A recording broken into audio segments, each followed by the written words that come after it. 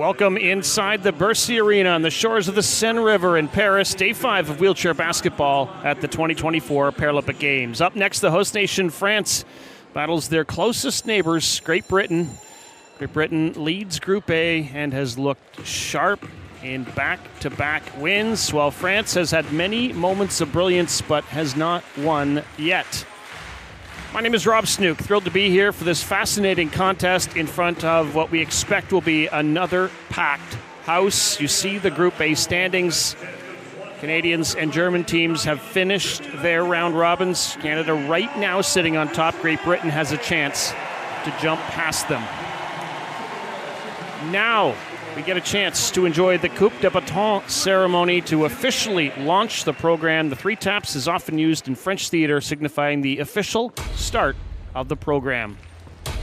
Handling the honor is Lucas Dussolier, who is a silver medalist for France at the Paris Olympic Games in 3x3 basketball. They certainly appreciate him here in Paris. It's time to meet the two teams in this battle. The two teams are France and Great Britain.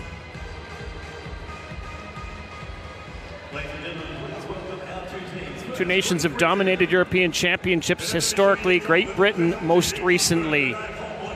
Let's meet the team first from Great Britain. Lee Fryer, out of Wakefield. He's a 4.0 player who plays at Murcia in Spain. Number 6 is Kyle Marsh, a 2.0 player from Wolverhampton. He was on the Rio Paralympic team in 2016. Terry Bywater in his 7th Paralympic Games. Actually, we don't see Terry coming out, but there's Harry Brown out of Halifax. He's been playing in Spain for several years. There's Abdi Jama from Liverpool, rejoining the team after missing the World Championships last year. Welcome addition again. Greg Warburton plays at CDL Union, multi-all-star selections in his great career.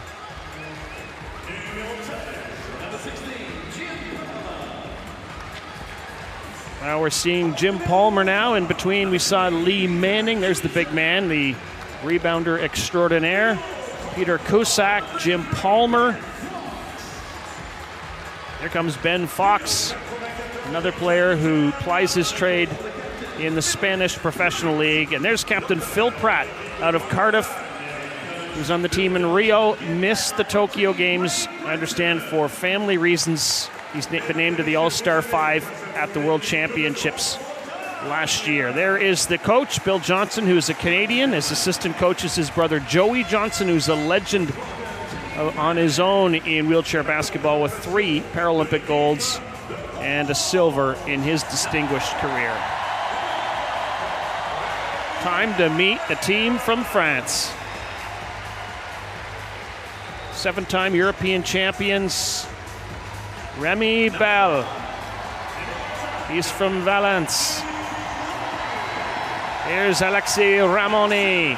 Started playing this game when he was just 7 years of age. There's the captain, Audrey Cayol, 44-year-old, the only player on the team who's played at the Paralympic Games before this event. There's Jordan Luce. He was born in Martinique before coming to play and live in France. Sofiane Miaoui, a player who is one to watch. The 40-year-old's been playing wheelchair basketball for 30 years. He's from Paris. Christophe Carrier, he's a 3.0 player, swimmer, taekwondo athlete as well before his accident. Jerome Durand. He was one of 3 players on the team, was Durand, who won a World Championship gold with France back in 2010. We just met Louis Ardouin. And there's the big man, the big name, Nicolas Chouancer. Ibrahim Guirassi, 1.0 player, 2-sport athlete. And Mamadi Troé in his first Paralympic Games. He is the youngest member of the team at 21. Last year at the World Championships, these two teams met in group play. France had a lead until late in the second quarter, but Great Britain stormed back on the strength of an uber-balanced team game and went on to win it by 14. Now, let's listen to the national anthems.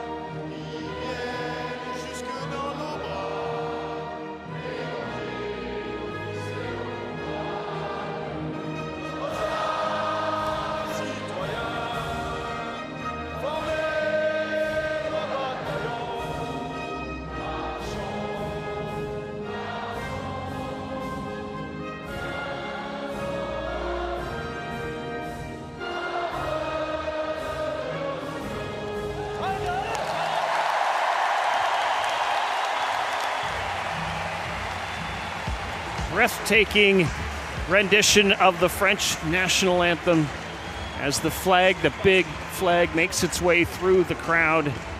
There is the lineup for Great Britain. They will start their regular group: Warburton, Manning, Palmer, Fox, and Captain Pratt.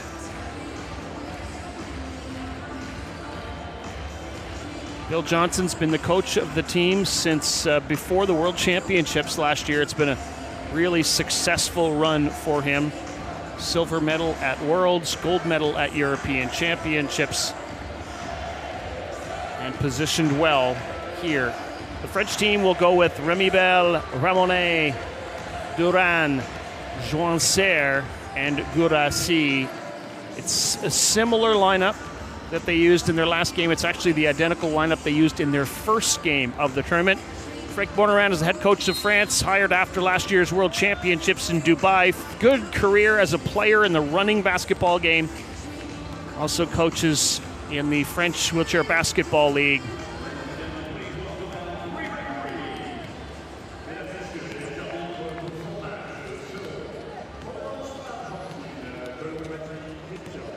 Referees ready to do their job. We're ready to do ours. Hope you're ready to enjoy the action between these great rivals, separated really just by a body of water and a tunnel. That man should star for France, Nicolas Joincer, averaging 30 points per game. He's hitting 55%. You can see that. He has been having a huge tournament. Lee Manning averaging 17 points a game, but is just such a big, strong body under the offensive and defensive baskets. Hasn't needed to be the rebounding power that we've seen him be in some other occasions. Great Britain leads the tournament in field goal percentage at 53%, leads the tournament in free throw percentage at 80%. Fewest fouls taken. The number one in steals for Great Britain, number one in assists, number one in fast break points, number one in turnover points. You get the idea. Great Britain is a power.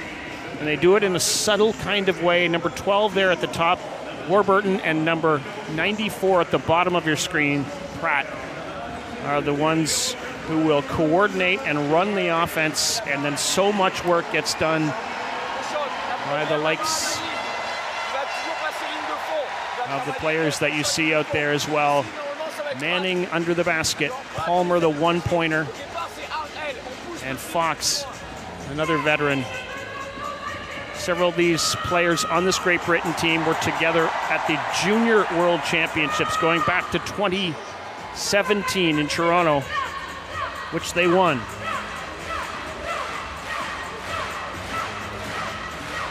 Warburton was the MVP of that tournament.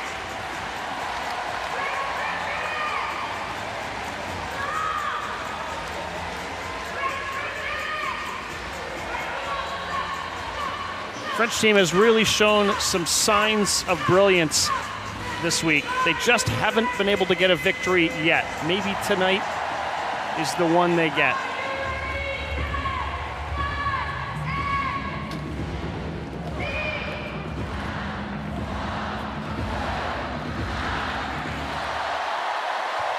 Well, two of the players who were one of the players who was introduced tonight, Simon Brown, is not on the bench, and understand he will not play in this game. So maybe an illness situation. Seems to be that. And it is game time between France, the host nation, and Great Britain in this final Group A battle on the men's side. And I think we're going to get our first foul of the game. It's against Philip Pratt. Nice job there by Jérôme Duran to draw it. Ramonet works it in. Now it's into the hands of Joincer. Little dish for Duran. He's facing Manning. He can't shoot from there, but Joincer thought he could from there, but both Warburton and Fox do a nice job just getting a hand on it. Now Warburton, nice subtle pass. He's the king of, well, one of the kings of passing. Makes a beauty pass that Manning takes, makes no mistake, glancing it off the backboard and in. Well, I mentioned these two teams have been European powers. Great Britain has won 8 titles at the European Championships. France has won 7, but it has been 20 years since the French side has won a continental title. Here is Joincer, back to Duran, rolls into the lane and makes no mistake. So if he can start hitting from there, that's going to open some doors for Joincer. Nice, patient, balanced shot. Here's Pratt. He puts one off the glass, and the bank shot is perfectly placed by Captain Pratt. Joincer now, averaging 30 points per game. Ramonet feeling the heat from Palmer. Manning now backs up to try to get it involved in the defense. Joincer dishes for Duran, tries again from there. Not this time. Quick, fast break, broken up by Ramonet. Alexis Ramonet. Manning gobbles up the rebound. Pratt with a dish for Fox, and he crashes down, but not before he got that basket to go. 6-2 already, Great Britain, 2 minutes into the opening period. He was trying to admire his shot a little bit and just kind of got turned around. Joincer looking for his first basket of the game. He draws a foul.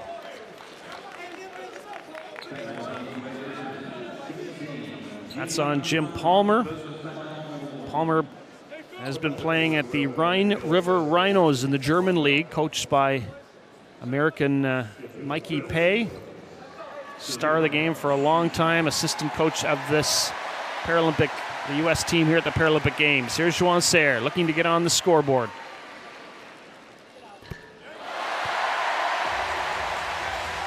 He had a game for the ages earlier in the tournament, scored 38 points.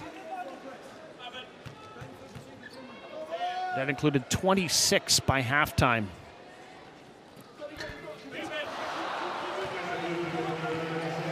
One out of two for the veteran, Juan Serre.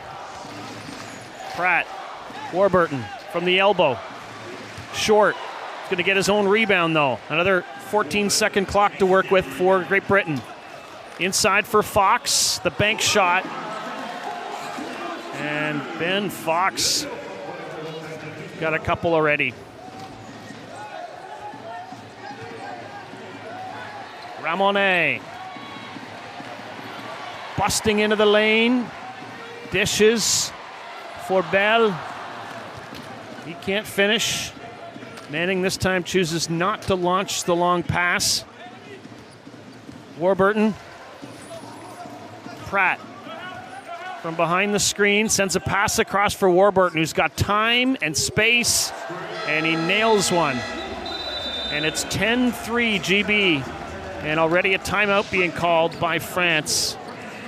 Pratt looked like he was setting up behind the screen for a shot, but he is so good at passing.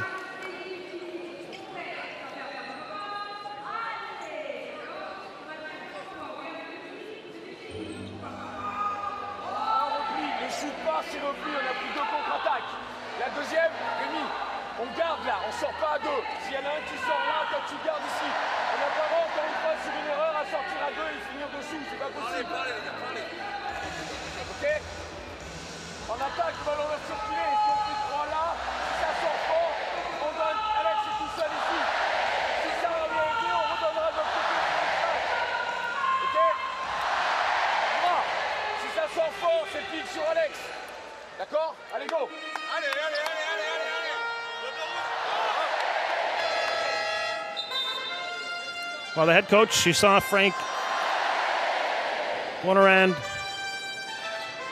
and his assistant, by the way, is Stephen Kane, who was an assistant of the Great Britain program from 2018 until 2022.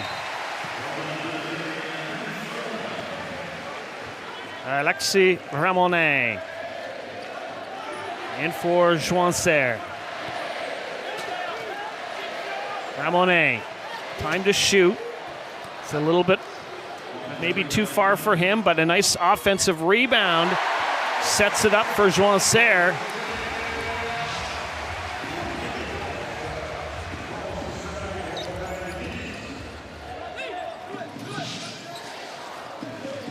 Mismatch for Fox. This is going to be France ball, though. Great Britain thought maybe it went off a French player. They don't get that call. Duran inbounds it for Ramonet. Great chair skills for Ramonet. You can see he's been playing the game since he was just 7 years of age.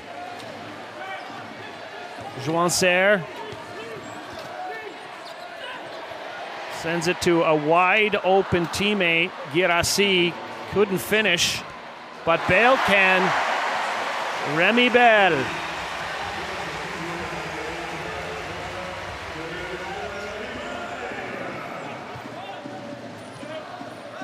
So Pratt leads GB back on offense into the lane, slings a pass in for Fox.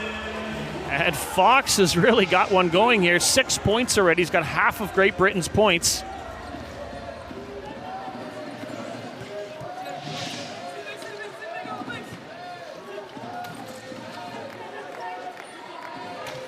Ramonet from behind Juan Serre's screen is a little short. It was a long shot attempt. Juan Serre reminding his teammates to relax. It's early days, he says.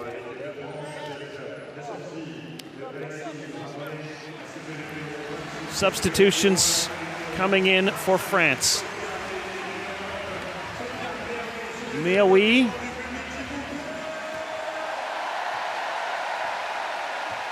And Carlier. Pratt. Warburton. In for Pratt towards the baseline. Back to Warburton, who's got lots of time from the top of the key. Just didn't quite get the bounce. And a chance for Great Britain, or at least for France, to bite into this GB lead. Mihaoui, the only player on the French team who doesn't have a minus next to his name in terms of points scored and points allowed. He is dead even coming into this. Talking for the tournament, of course. 5 minutes gone, opening quarter. Warburton likes what he sees. Can't get the bank shot to drop. And Mihaoui starts to work. Averaging 11 points per game. Nice dish inside for Bell. And Mihaoui. Well, I mentioned the points, but he's averaging 8 assists per game as well. And it's a timeout call, Great Britain, with their lead down to 3 points.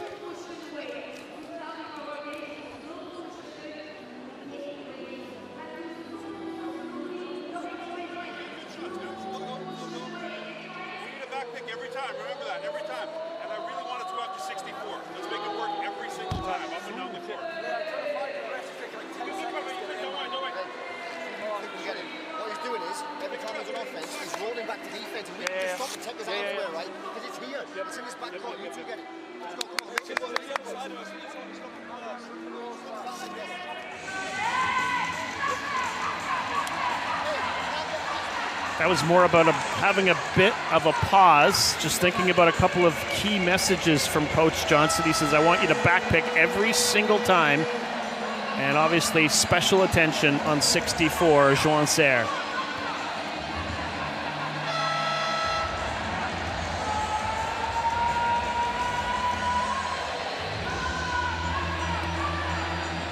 Last year at the World Championships, at the European Championships, these two teams collided. France was right in there, had a 4-point lead in the second quarter, fairly late in the quarter, and then Great Britain went on a run, and a run, and a run like you have seldom seen. A 23-0 run extending into the third quarter, and they pretty much cruised to victory after that. Here's Pratt. Nice bank shot from Phil Pratt. He's been averaging 12 points a game. To go with his 14 assists per game. Mihaoui. And we've got a foul being called here on Great Britain.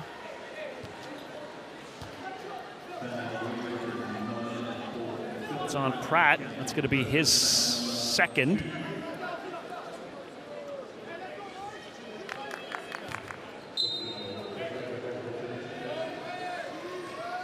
Mihaoui, Cartier, Joan Serre, hounded by Warburton.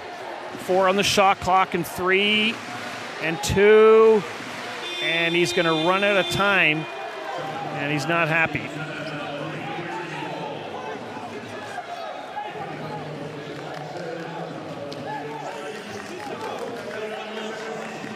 Great Britain's extended its lead to 5. And a chance to add more. Warburton, Pratt. Races down to the low corner. Warburton's got all the time in the world. And he makes no mistake. When Warburton gets hot, then he gets very hot. Had a 24-point game earlier in the tournament. Mihaoui, Cartier. Mihaoui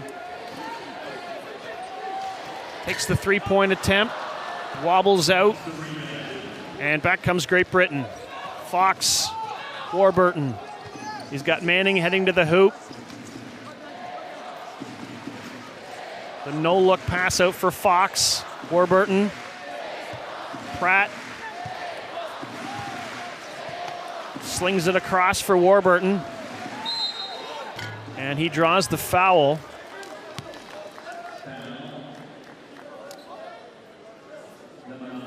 It is on Mihaoui.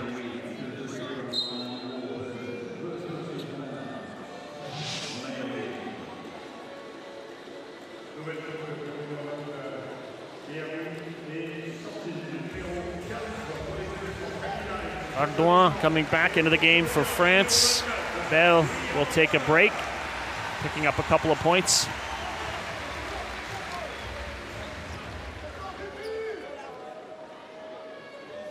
Four, actually.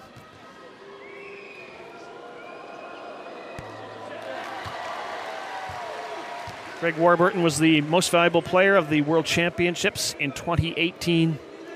And I think he's in the conversation in every tournament.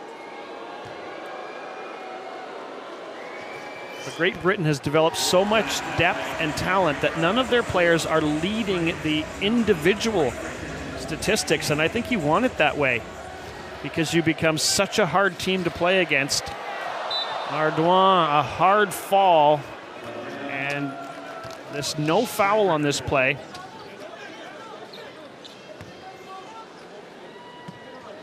It's going to be Great Britain ball in the turnover. Here's Pratt.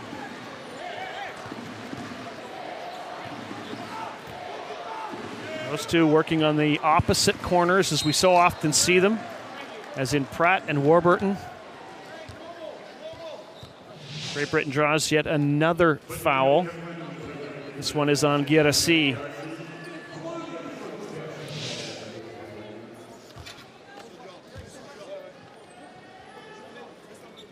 Among the other areas that Great Britain has been leading the tournament, they have taken the fewest fouls. Fox finds himself in a pretty good spot, decides to pass it back to Pratt, who's going to go for three, and he's going to nail the three.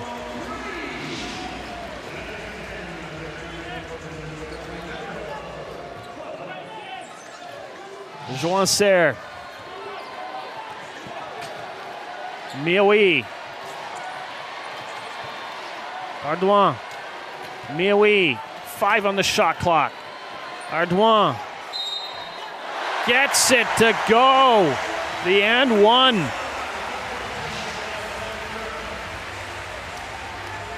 Excellent concentration with the hands in the face. The pressure being felt and a chance for a three-point play. Abdi Jama comes into the game, the 5th Paralympic Games for this veteran of the Great Britain team from Liverpool.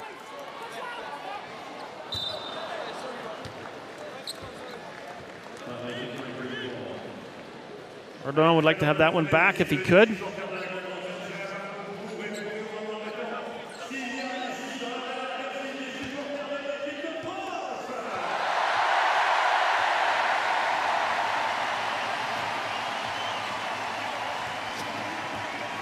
Pratt works it in for Jama. Going to work it in tight for Manning. And this is going to be an offensive foul called against Great Britain. On Fox, the foul.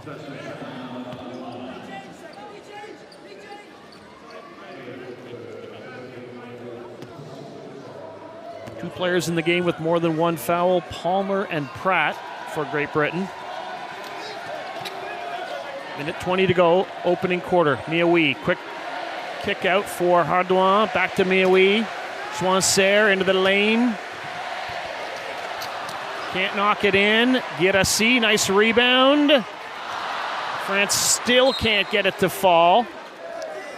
Jump ball, and it's going to be in favor of Great Britain. Based on the possession arrow.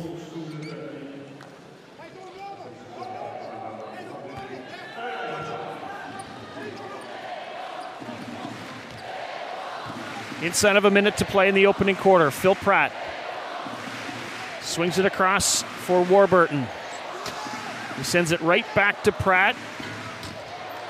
Just a little strong on that one. And back goes Mioui to lead France. They're down by 10. They're trying to stay in this game. And that's not going to help the cause. Pass a little too high and out of the reach of Christophe Carrier.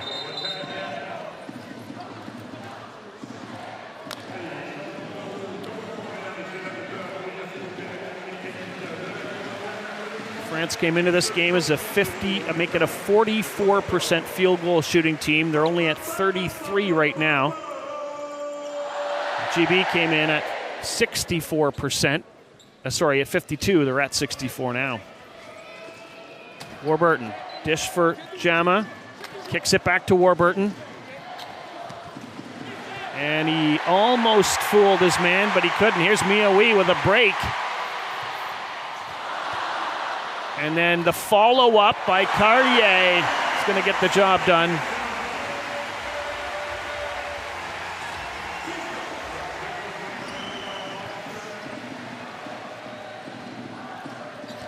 Underneath for Manning, who thought he was fouled. A steal, though, from Great Britain. And Warburton and Manning are all over the official right now, bottom left of your screen. Warburton abandons that argument. He'll let Manning take it up. But at the end of one quarter of play, 21-13, Great Britain leads France.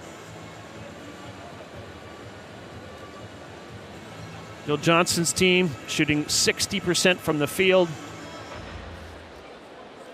And they are full value for their lead right now.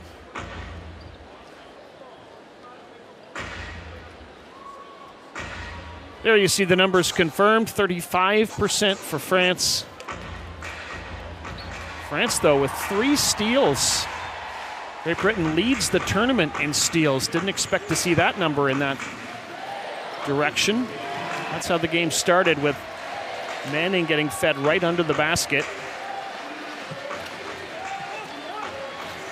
Juan Serre, all kinds of attention on him, opens up the door for players like Duran. Pratt feeding Fox, who ends the quarter with 6 points.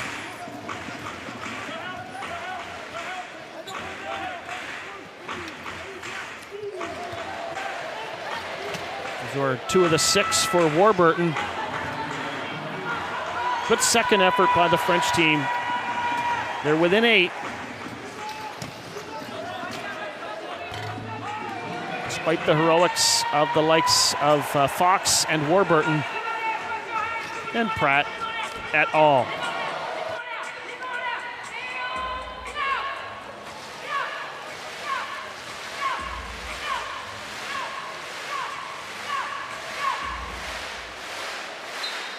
Here we go, wheelchair basketball, Group A battle, second quarter. France in white, Great Britain in blue. Juan Serre with the miss, but the rebound by Carrier. Mioui. Ardouin for 3. It's long, but again France rebounding. Mioui inside for Carrier. And the nice little pump fake avoids his man. He's going to go to the free throw line, but the basket's not going to count.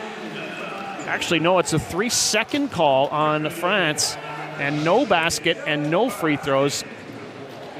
That was not a foul on Manning. Here's Phil Pratt.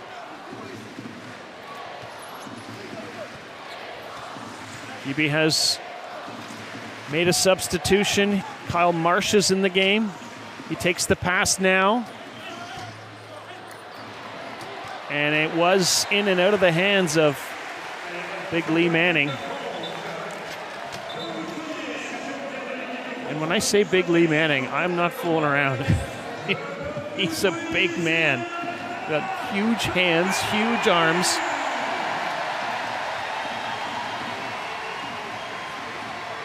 Here's Mioui.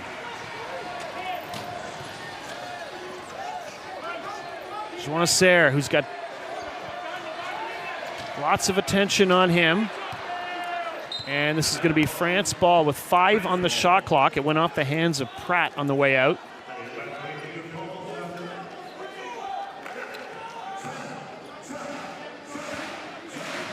Ardouin. Juan Serre.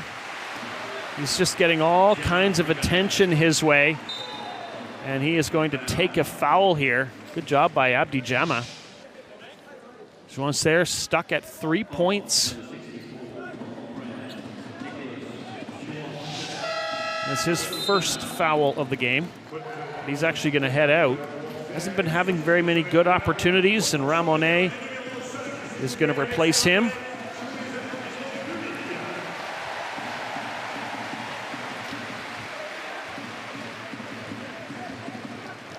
Greg Warburton on the bench right now for Great Britain. Here's Pratt.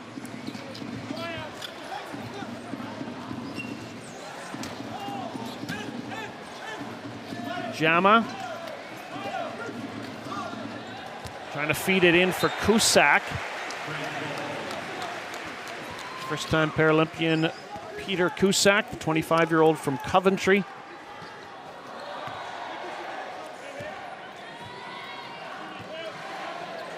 Ramonet. Carrier, Miaoui. Ramonet, quick passing. Ardouin doesn't want to shoot it. Carrier. It's a pretty good attempt. But then it's rebounded, and Pratt is off to the races. All that hard work by France, and it ends up in their own basket just like that.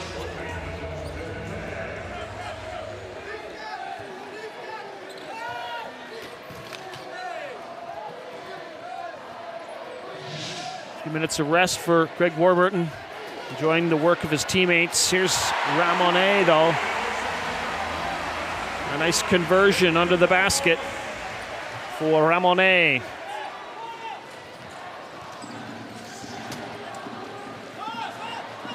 Jama. He hits. He's a good shooter, isn't he? Abdi Jama.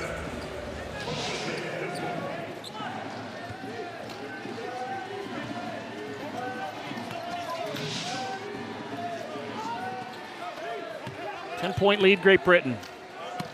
Just about 3 minutes into the second quarter, and Ardouin's been left alone a few times, and if he keeps that up, he's going to open some doors for some of his teammates. Great Britain has been leaving him, challenging him. Here's Manning with that mighty reach of his. Can't score the basket, but can get the rebound and score that one.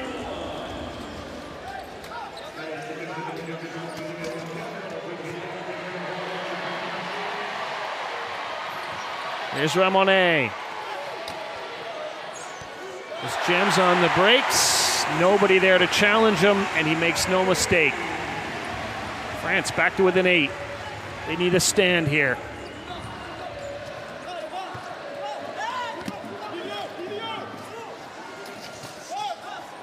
Pratt inside. Manning again. Not the kind of stand that France was looking for.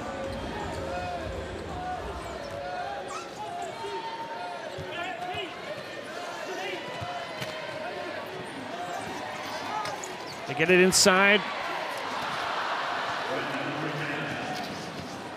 No luck, though, from Carrier. Here comes Pratt. Down the right wing, in for Jama. Sends a shot to the basket. It's a little short.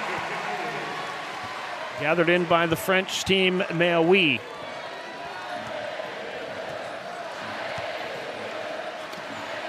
Thinking about trying to turn the corner on Jama. Kicks it back to Ardouin. Nicely done.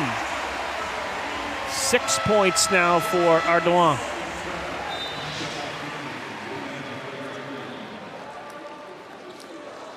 Well, he made no mistake on that play. He's really effective right now from there, and let's see if Great Britain pays him any more attention. Back into the game come Warburton and Fox.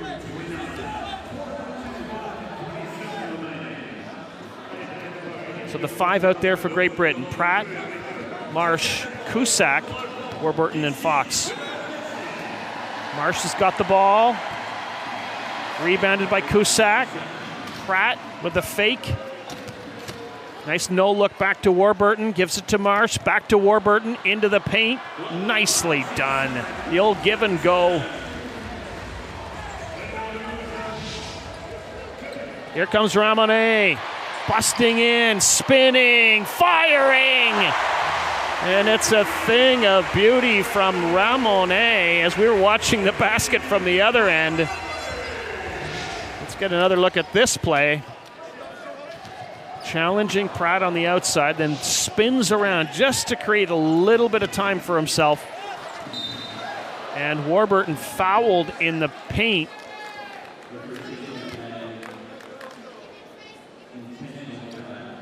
So this is an intentional foul. Warburton's going to get a couple of shots, and GB will have possession on the sidelines. Warburton's been playing in Spain professionally for several years.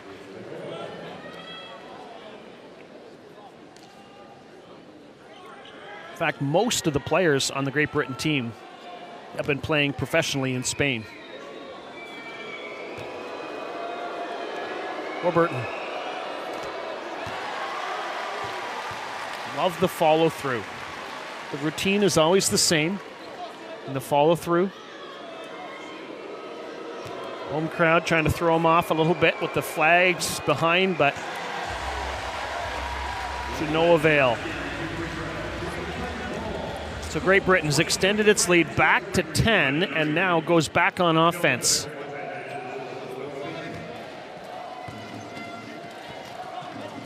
Marsh takes a three-point attempt of his own.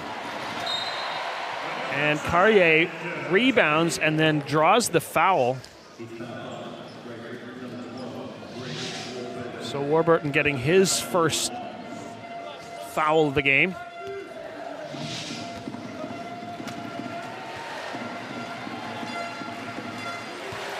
Ramonet from the right wing into the paint.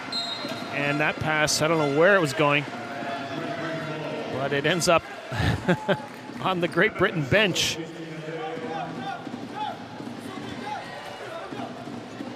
.4:15 left in the opening half.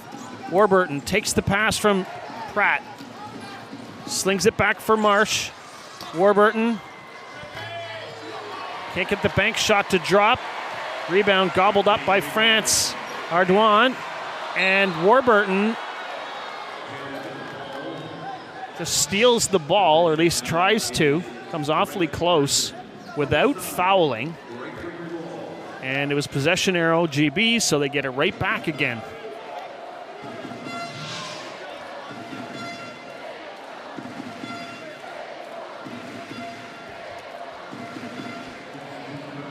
Well, and it seems to me that it had switched because there was an earlier possession arrow that was in favor of GB. And I guess there was one in between that was in favor of France, but none of us seem to recall it. Here's Pratt. Here's Marsh. Warburton.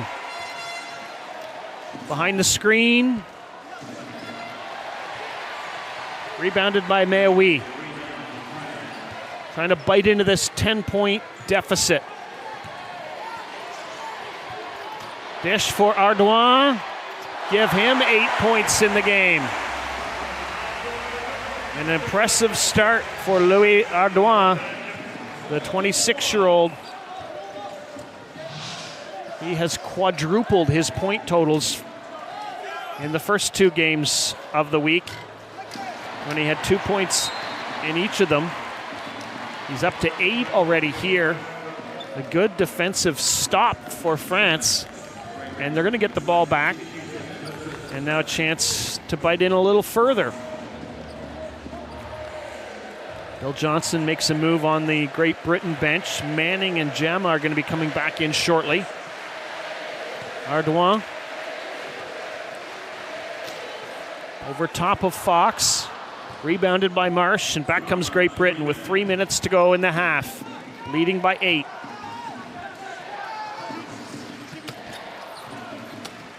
Pratt, Warburton, the return to Pratt. And he draws the foul. Ramonet takes the foul. So for GB, Cusack and Marsh come off. Abdi Jama coming right back out again along with Lee Manning.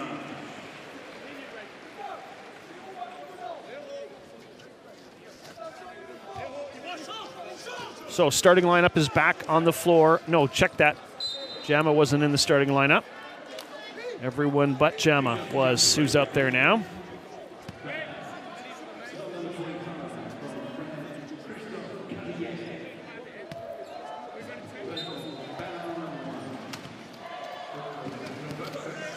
Here's Warburton from behind the double screen.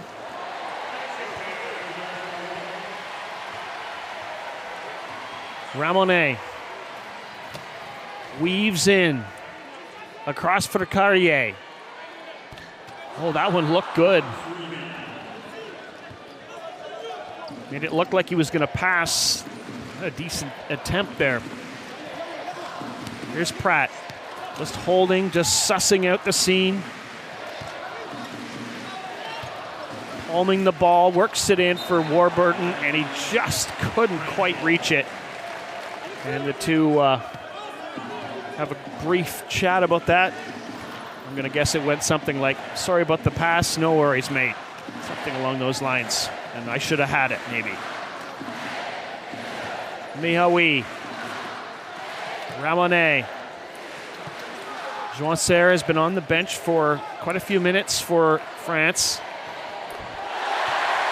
Nicely hit by Carrier.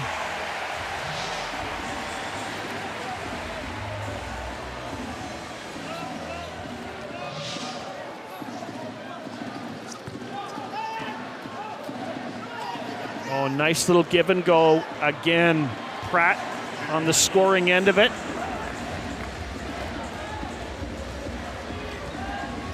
Lead extended to 8 again. It's about as close as it seems like Great Britain's going to let France get. Let's see if they can. Well, they did have it to 6, I guess, for a second there. Manning scoops up the rebound. Pratt taking that pass under the basket, fades, decides not to shoot. Intended for Fox, knocked out of bounds by Ardouin. Still GB ball with 13 on the shot clock.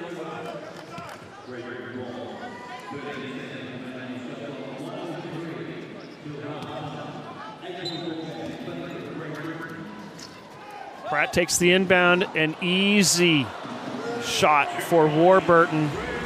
And the French players just caught everybody looking at Pratt. And somehow Warburton, who just inbounded the ball, was forgotten about. Warburton, yeah, that's a smart play, he says. On our side. Ardouin. And he did a nice job to get himself a chance, but not enough time left on the shot clock. In fact, none at all.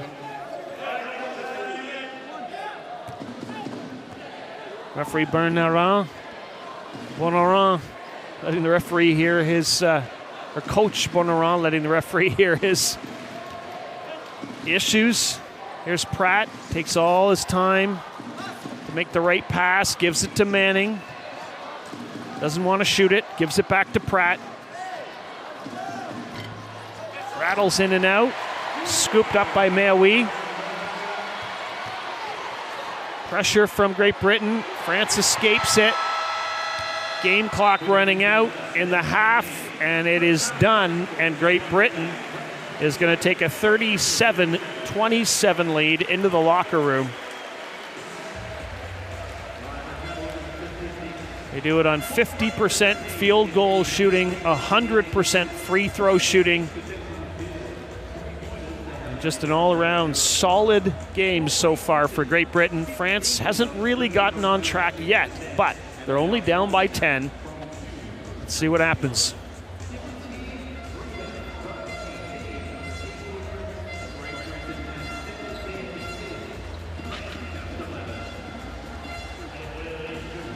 Nine turnovers for France. That's just symbolic of the way Great Britain plays. They cause those turnovers.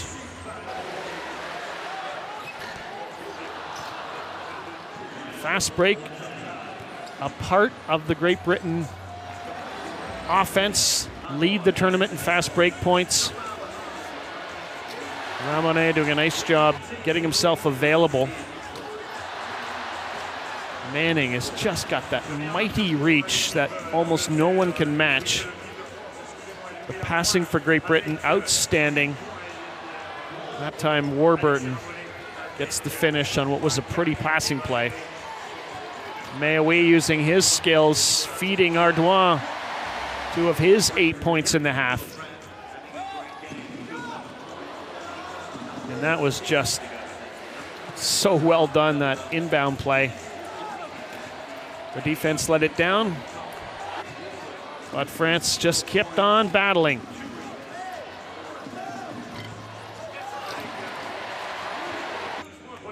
So a feisty French team is not going to go down easily here, but they've got a little bit of a hill to climb when the second half begins. They trail 37-27 against Great Britain.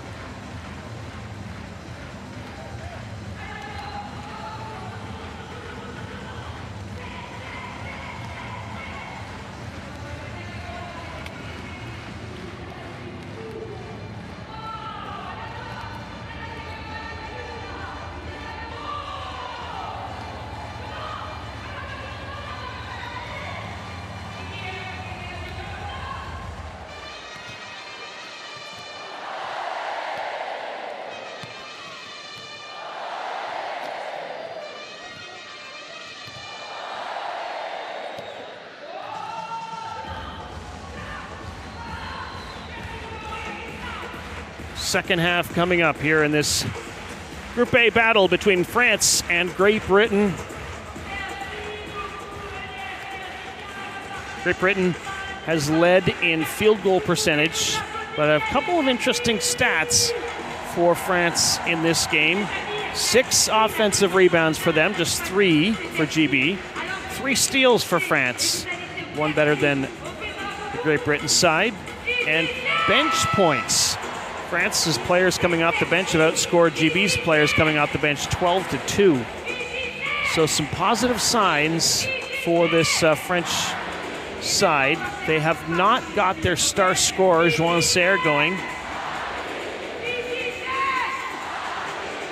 We'll see if they try to get him going in the second half or they decide to save him for the playoffs. All the teams will make the quarterfinals. Which spot will they end up in and who will they play has yet to be decided.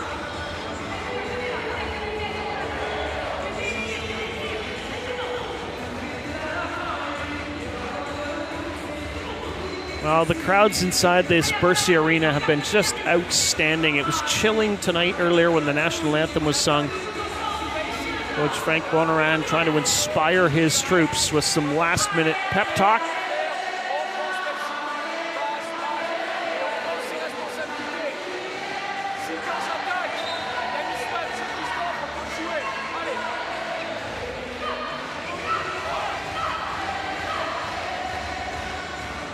Bill Johnson, head coach of Team Great Britain, along with his brother Joey. Great Britain has been in a medal game at the last 7 straight Paralympic Games.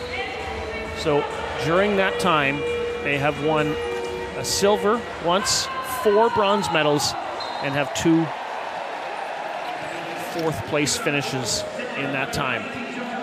We're underway, second half action. Great Britain defending in blue. France attacking in white.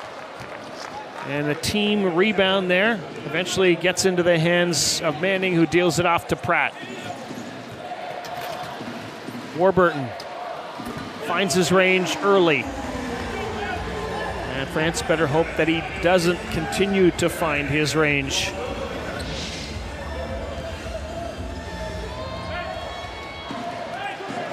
Juan Serre still on the bench for France.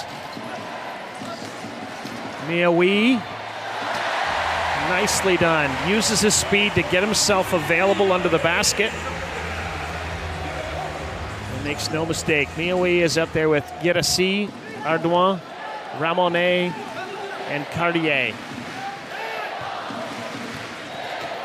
Pratt inside for Fox. And it looks awfully like the way the first half began for Great Britain. Continuing to shine. Ben Fox. Give him 8 points now in the game. Miaoui. Cartier trying to set a pick. Miaoui. Ramonet. 5-4 on the shot clock. Ramonet's got time to take the three-pointer. Comes up short. And Manning gobbles up another rebound.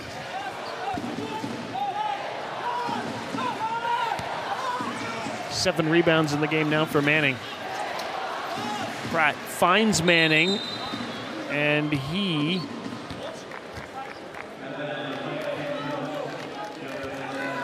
so that is not going to count. One of the Great Britain players had gone out of bounds and come back in again. No foul on the play, but it's an illegal play. But we are getting a foul here on Guirassy before the ball had even been inbounded, or just as it was being inbounded, possibly. So Great Britain's going to get it right back again.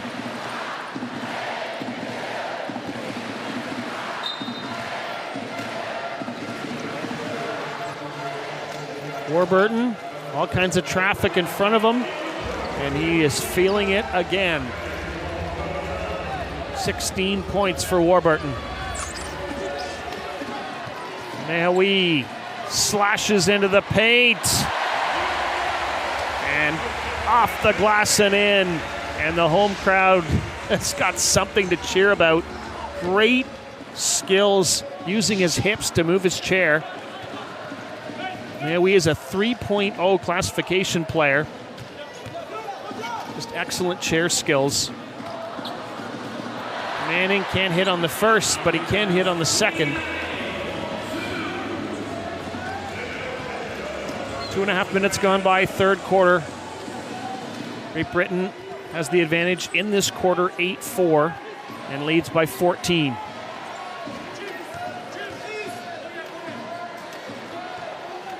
Mehawi again, nicely dished off for Guirassi as Mehawi cuts into the paint.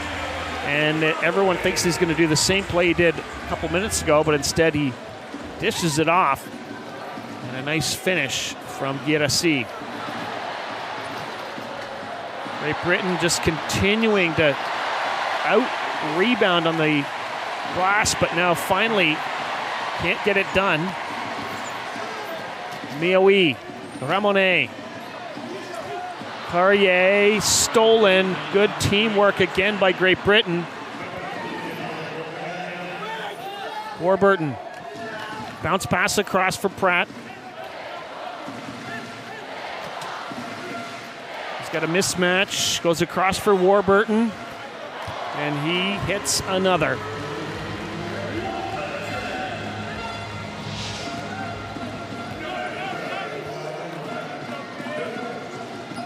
Looking at all his options and then realizing that the man he wants to hit is Warburton, and he makes no mistake.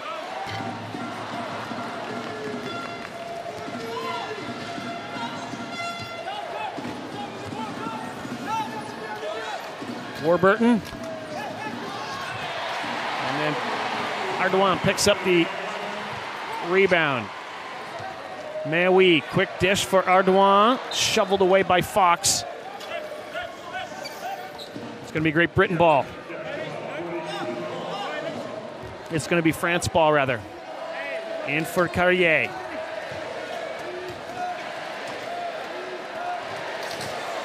Pick and roll for Guirassi.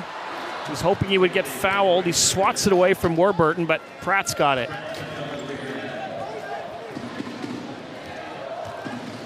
Gets across the timeline in ample time. And then the bank shot from Pratt. Seen him hit it from there so many times. It makes it look so easy. Manning's going to pick up a foul here on Mehawi. Just after that play.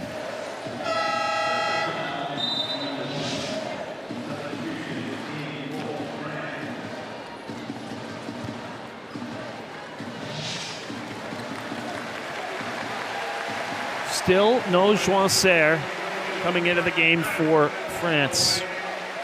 Maybe they're going to rest him up for the quarterfinals. Who knows? Here's Ramonet. Great Britain, though, has made some substitutions. Ardoin out, Mehawi out. Duran and Trouet into the game. Good defense this time by Great Britain, though. Past the halfway point of the third quarter. They lead already by 16-18. As Lee Manning finds himself alone under the basket. And we've seen what the result of that usually is.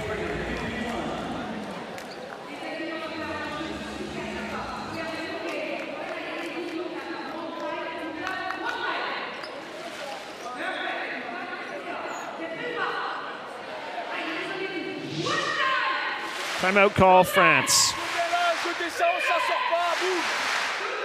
Je transfère, j'attaque, on croise. Changer, viens prendre le milieu de temps en temps. Jouer, va à gauche ou à droite. Croiser, switcher. Ok. Ensuite, contrez les uns des autres, il ne peut pas y avoir pique. Spacing, vous êtes ouverts, vous prenez. C'est le basket. On met pas, c'est pas grave, les gars. Allez, go. On prend l'écart, on découpe. Allez, allez.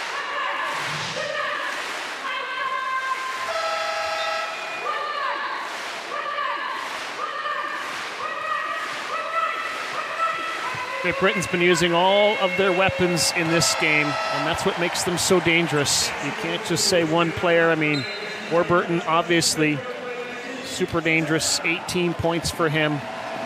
Pratt, dangerous because of what he can do. The points, the assists, he's got a double-double already. He's played the whole game so far. France trying to find a way back in this game, trailing by 18. Carrier. New plans drawn up by the coach. Yerasi couldn't handle the pass. Someone might have got a hand on it in the way. Here's Warburton. Manning, somehow he comes up with that one.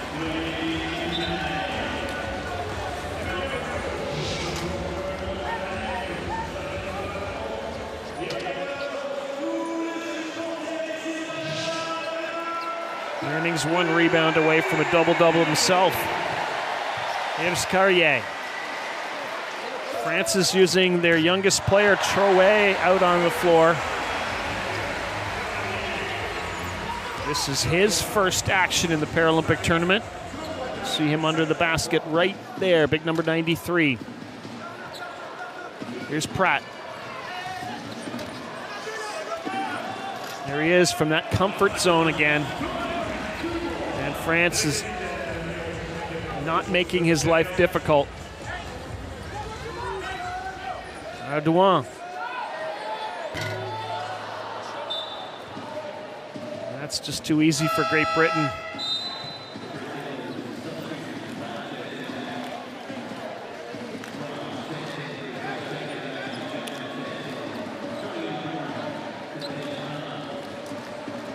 Pretty much a whole new unit coming out onto the floor for Great Britain.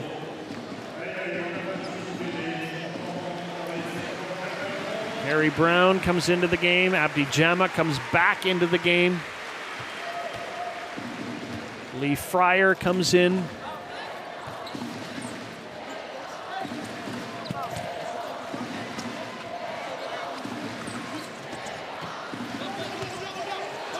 Here's Warburton, Jama, Fryer.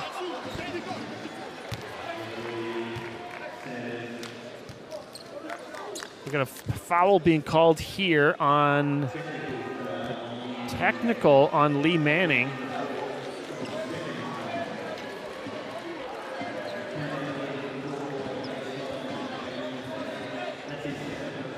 So the bottom line is he is going out of the court and then coming back onto the court. He had that called against him earlier, and because it's the second time, it's a technical called against him. I mean, if somebody pushes you out, that's one thing. You can't voluntarily leave the court. Lee Manning is not getting pushed out very often.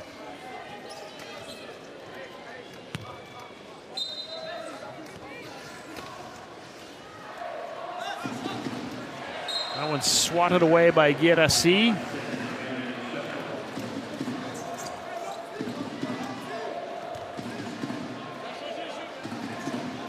Warburton's going to head over there to inbound it. Brown, Warburton, shot clock runs out.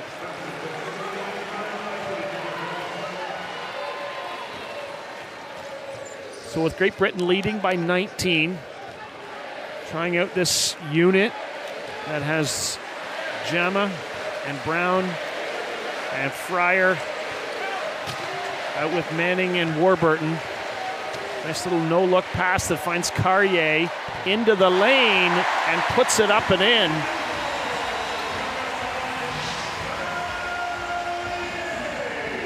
Nice work to kind of glance off of Fryer and make that happen. Back on the other side, here's Jama, rattles in and out.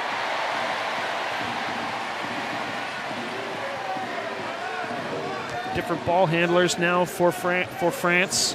Here's Carrier, Ramonet. Guirassi finds himself open under the basket and one. So Jama's the one who took the foul here.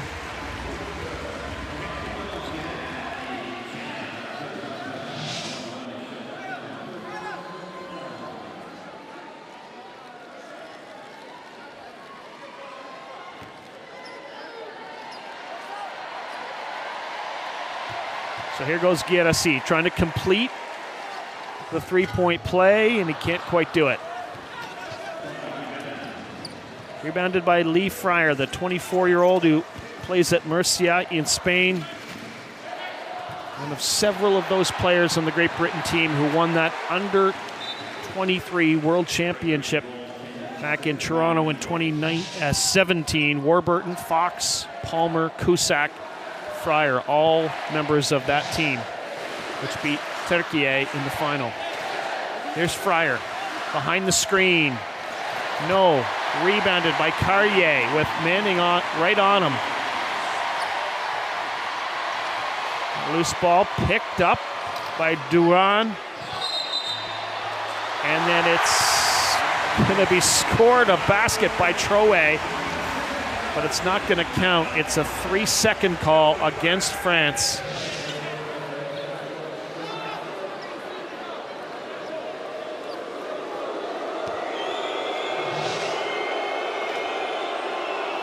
So the officials didn't, the officials in the stands who paid for a ticket didn't like the call.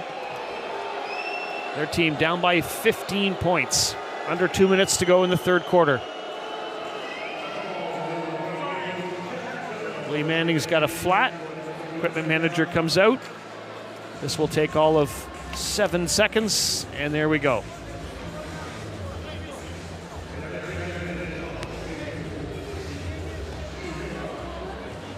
Warburton calling plays to Manning as they go. Great Britain has back-picked Mamadi Troe. Here's Warburton. Nicely done. He's putting no pressure on him. And he's got 20 points now.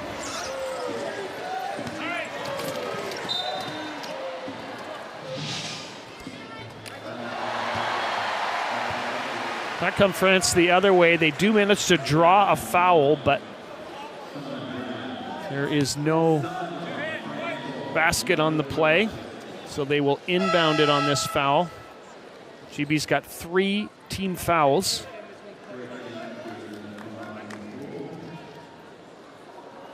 Oh my, Lee Manning's got another flat tire, and I think it's the same side.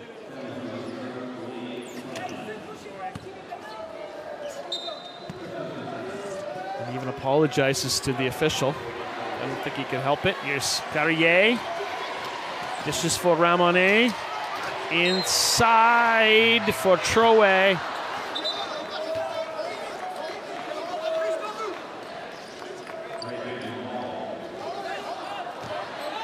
It's going to be GB ball. Leading by 17. Didn't catch what that call was, but here we go.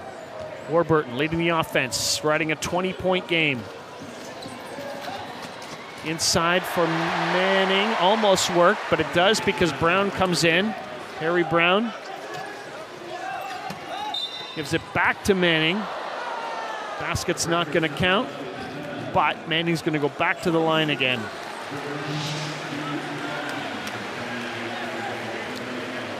So that was a hard fall there by Troe. Some serious strength, though, to pop himself right back up like that. He is a 4.0 player. This is his first action in the Paralympic Games. He was a DNP, or a did not play, in the first 2 games. Warburton drawing a foul by Ardouin.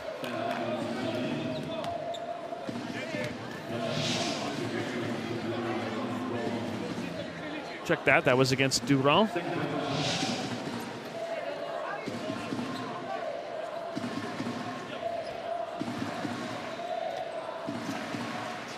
Harry Brown, quick feed back to Warburton.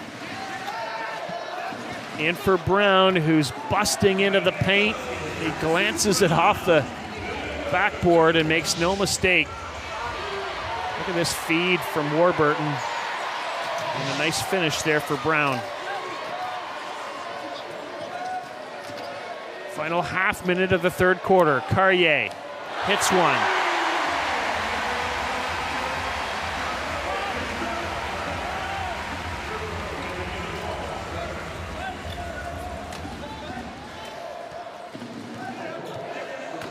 guess Great Britain's not going to be in a huge hurry to shoot here.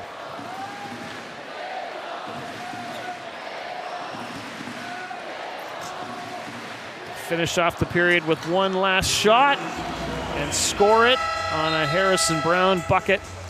And after 3 quarters of play, Great Britain leads by 19 points. There was that last bucket from Cartier.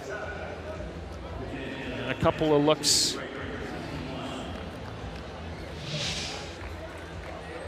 But the score sits at 61-42. Great Britain over France in this Group A match after 3 quarters of play.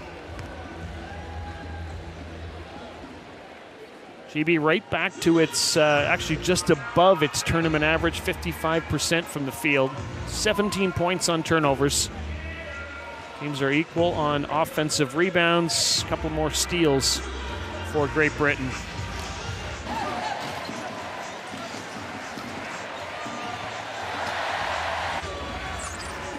Both teams going on to their bench. This is one of the players who spends lots of time on the floor for France, Mioui. Warburton, who can play 40 minutes if needed. He's already got 20 points for his side.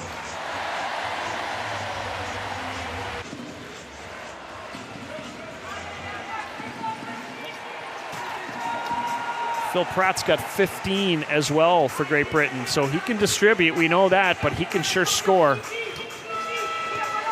Nice little no-look kind of pass, and Manning appreciated it right away.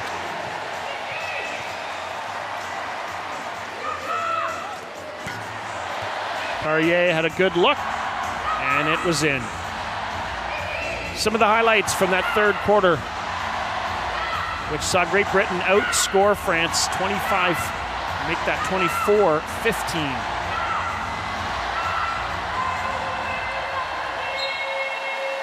Here we go, fourth quarter action in this men's preliminary round. Group A battle between Great Britain and France. Brown, it's Harrison Brown. 2 Browns on this team. Simon Brown is not dressed for this game, we understand. This is going to be a Great Britain ball. Greg Warburton seemed to be telling his teammates to settle down, not rush. Take your time, make the right play. They're going to have a 14-second shot clock to work from here.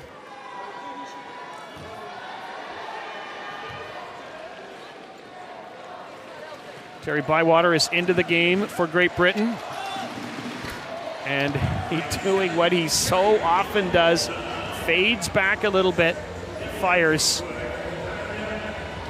Hasn't played a ton of minutes in this tournament, but when he's out there, he's been scoring. 3 minutes in the first game, 5 points. 6 minutes in the second game, 4 points for Bywater.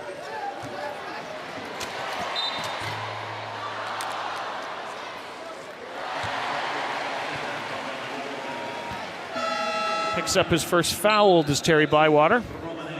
He's Great Britain's flag bearer at the opening ceremony. How many days ago was that now? 5 or so. You lose track of these things.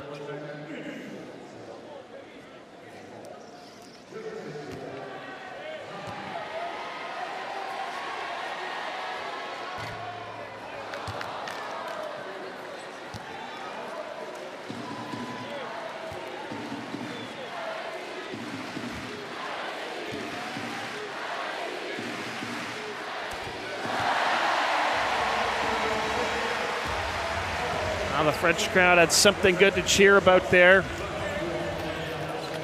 from Ramonet. Great Britain looking to give them their fans something to cheer about here. Carrier, his pass didn't work. Palmer with the steal, gives it to Warburton, back to Fryer. And that's going to be swatted away. It'll still be Great Britain ball, and they still have plenty of time to work on this clock.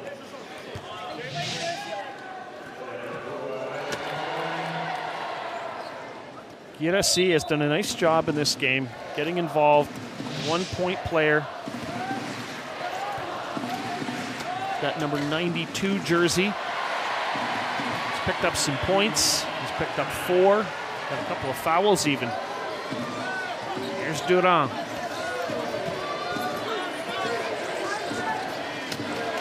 Drops it off for Ramonet. Launches the three-pointer. It rattles out. Warburton there for the rebound.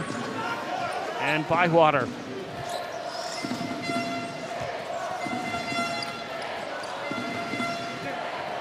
Here's Palmer. Drops it off for Fryer. Again, it's Gerasio got a hand in it. Here's Bywater. Inside for Fryer. Quick out for Warburton. And that was pretty passing. Kind of wish it would have gone in, but back comes France on a 2-on-1. And Ramonet goes down hard on the Bywater foul.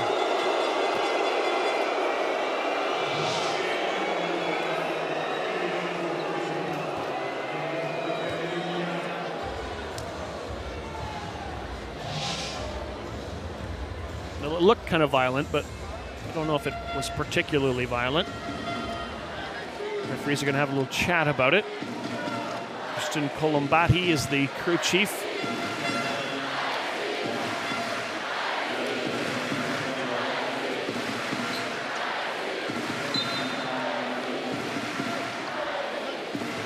Second foul of the game for Terry Bywater, who's only been in here for 4 minutes or so. But he's not worried about it. He's not in any kind of foul trouble. 7:55 on the clock. And they're going to look this over again, maybe to see if it's an unsportsmanlike. I just don't think it was. I think he's just trying to shut him down. It's just the way Ramonet cartwheeled.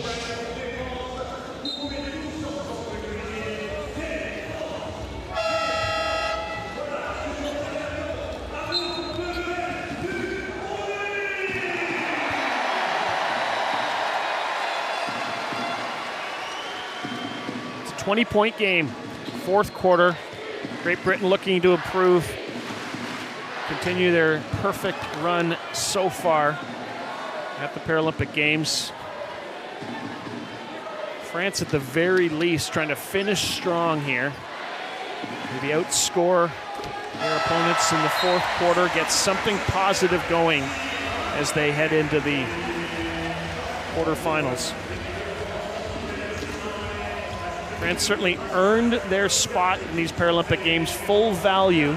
Went to the repechage, IWBF repechage tournament, and went 4-0 in their games. The man who led the scoring and who led them scoring in the first 2 games of this tournament is on the bench, though. Joinser being maybe rested up for the playoffs. Durand with the rebound. France having trouble breaking here. They do break the press. Here's Trouet. Loose launches a 3-point attempt. Long pass, finds Fryer. And Trouet swats it away. And there's no foul on this play.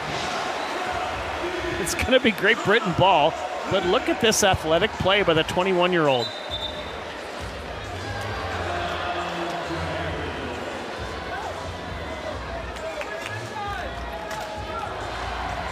Referees judging that Mamadi Trouet got all ball. Bywater. Fryer.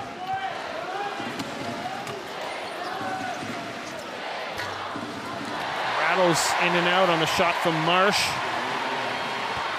And back comes France with Jordan Loose.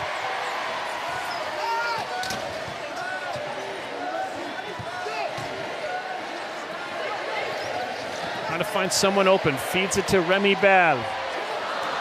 Rebounded by Durand. And we got a foul being called here on Palmer.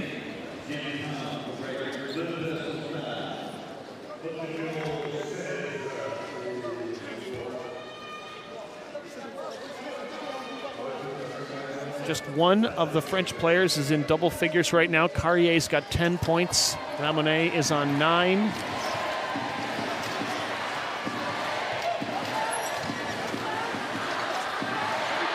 Just over 6.5 to go. He's got a few seconds to work, not many, but he gets his own rebound. Here's Bywater with Fryer trying to get to the basket first, can't. Good job by Durand to shut the door. And then Bywater has it swatted away. And here comes Guirassy taking the feed from Trouet. And a nice basket for France to give the home crowd something to talk about. So there is the first play by Luce to swat it away. Then it's Trouet, then it's Guirassy. And he lays it in like an old pro. Terry Bywater sinks the tray. Great Britain has not taken a lot of free throws in this tournament. They have the fewest free throw attempts of any team. There's Durand with a hard underhand shovel pass for Trouet. Didn't quite work. Bywater now. The ball handler. In for Brown. Here's Marsh. Up and over and in. Up to 22 points the lead for Great Britain.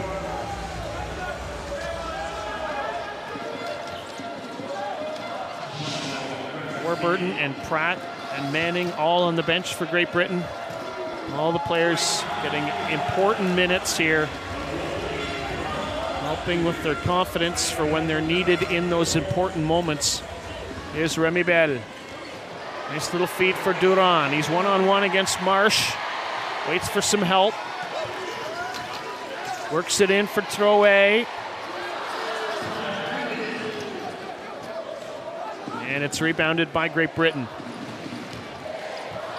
Inside of 4.5 minutes left. Hard pass, Fryer. He gets fouled by Trouet on the way to the hoop. He's going to shoot a couple here.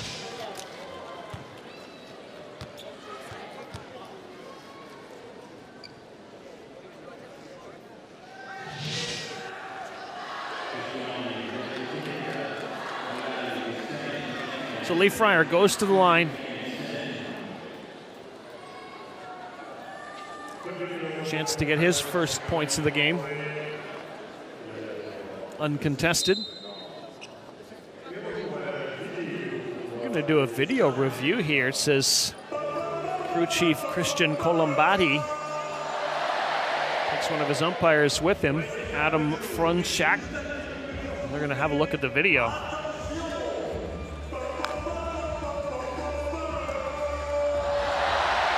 France's last Paralympic medal came back in Barcelona in 1992. They were world champions in 1990. 7-time European champions. Then they went a long stretch where they weren't able to make it to the Paralympic Games, weren't able to make it to the World Championships. Last year returned to the Worlds. This year returned to the Paralympic Games. They try to build for the future with the likes of that young man, Mamadou Trouet.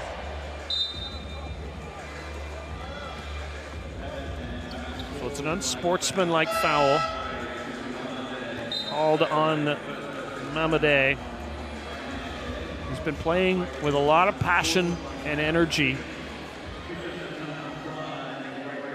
He's up to 10 minutes, 40 seconds on the floor. Fryer getting on the scoreboard.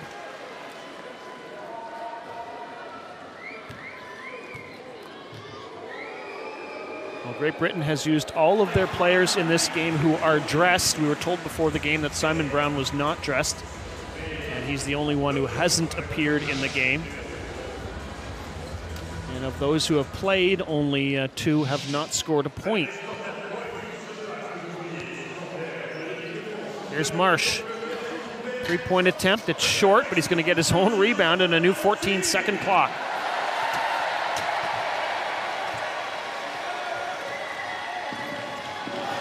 swatted away by Chateau. Reclaimed by Great Britain. Bywater, the miss.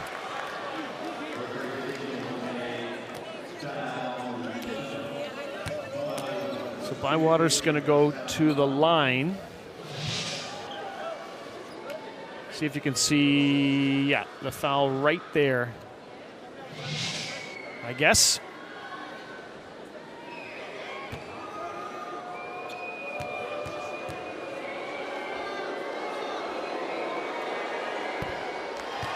It's Remy Bell who picked up that foul, by the way.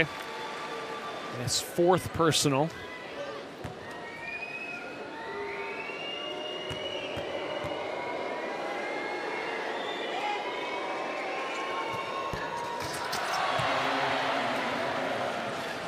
Not very often you're going to see that from Terry Bywater. Such a good shooter over the years.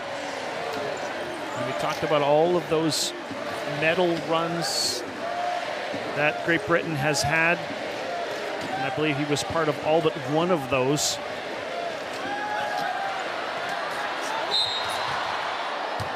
And a hard-fought attempt there from Bale. It's going to be foul, though, on Leaf Fryer, number 0, right there. As he was falling, I don't know if he was doing anything but just kind of balancing himself.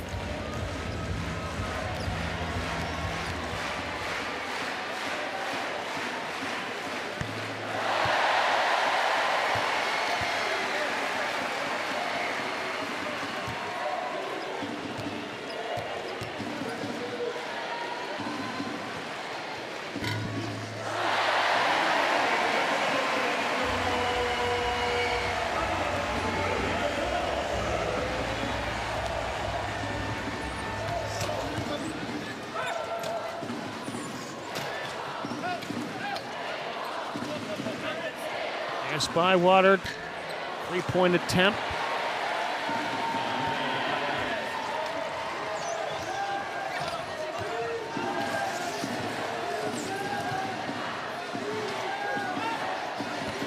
Chateau being watched by Bywater. Loose has to dish a pass underneath for Bell, intercepted by Bywater. And the veteran of the Great Britain team gives to Brown. And he draws a foul. Another one on Chateau. That's going to be his 2nd.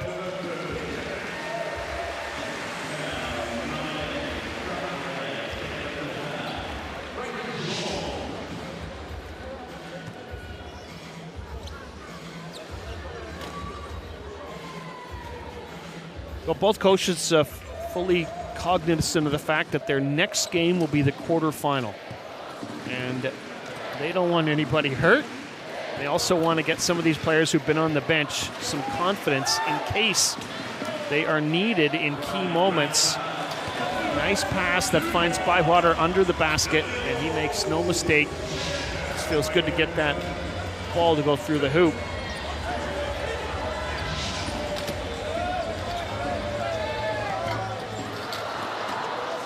Nice rebound from Fryer. Inside of 2.5 minutes left. Marsh waiting up at the elbow, and he makes no mistake. 6 points in the game for Marsh.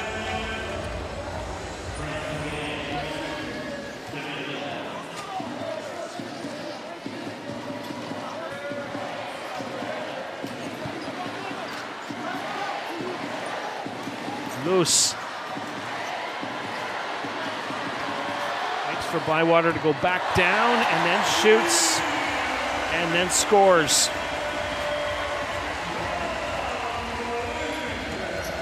That was nicely done.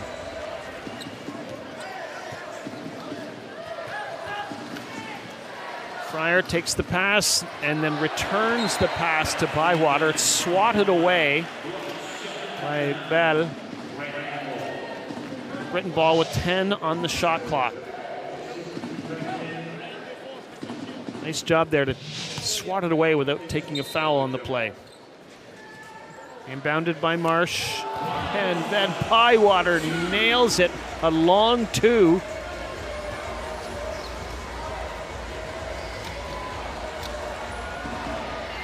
France breaks the press.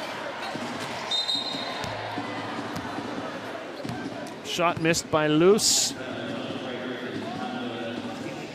Palmer all tangled up, but he's actually just taken a foul on the play. See if we get another look at that. Good chance. Palmer going over to the bench to check something. Yeah, it's going to be challenged here actually by Great Britain. Bill Johnson. Jim Palmer went over and said, hey, I don't think that's a foul, and Johnson agreed.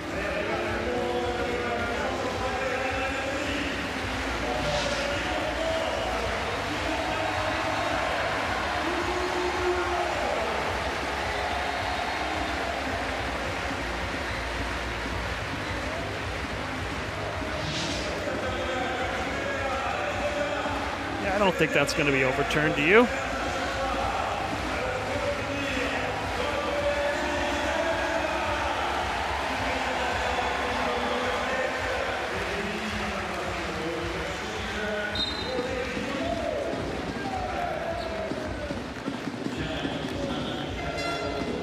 So unsuccessful challenge, and it'll be France ball with 1:25 left in the fourth quarter. And Jordan Luce.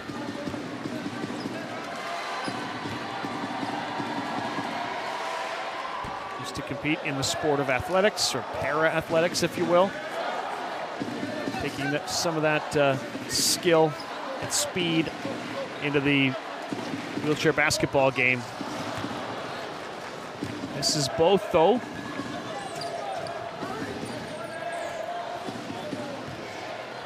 Marsh running the offense. Across for Bywater. There's Marsh from three-point land. Yes!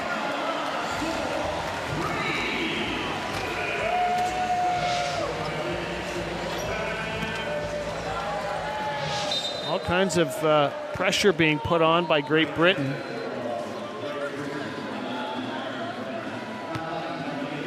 Looked like he might have got a steal on that play, but there's no foul on the play.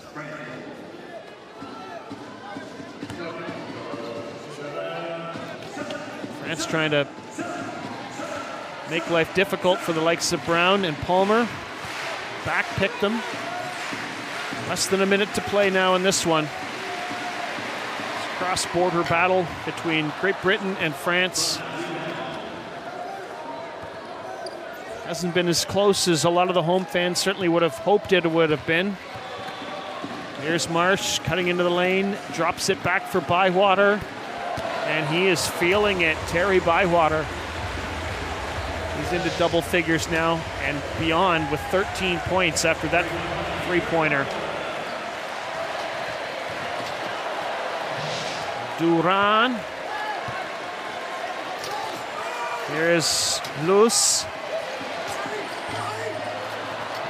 Palmer did well to get himself uprighted after going down, get back in the play again. Bywater, though, will get Great Britain going again, and whether they shoot again here, I don't know. They don't need to. They've got a 35-point lead, and they're going to finish the preliminary round in style with an impressive win for the team that always seems to be around when it's medal time. And they put themselves in a perfect position heading into the medal round in Paris with a dominating victory, 85-50 over France. Amazing. Last time they met at the European Championships last year, it was a lot closer for a lot longer. And even in the end, it was only a 14-point spread. But this time, it was a completely dominating performance for Great Britain. And Bill Johnson's team with an impressive win over Frank Bonaran's squad. Outscoring France in each of the 4 quarters. And the offense completely spread around. Warburton did lead the way with 20.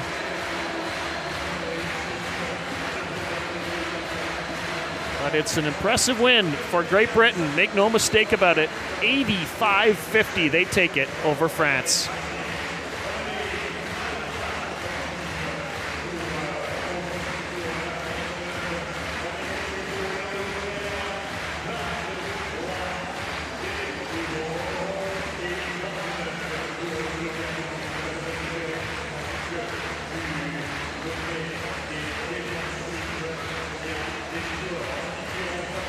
Confirmation of that result, 85 for Great Britain, 50 for France.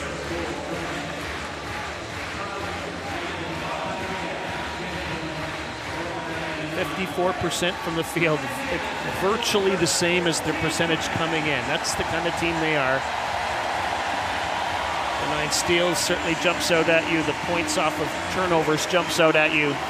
And the overall consistency of Great Britain.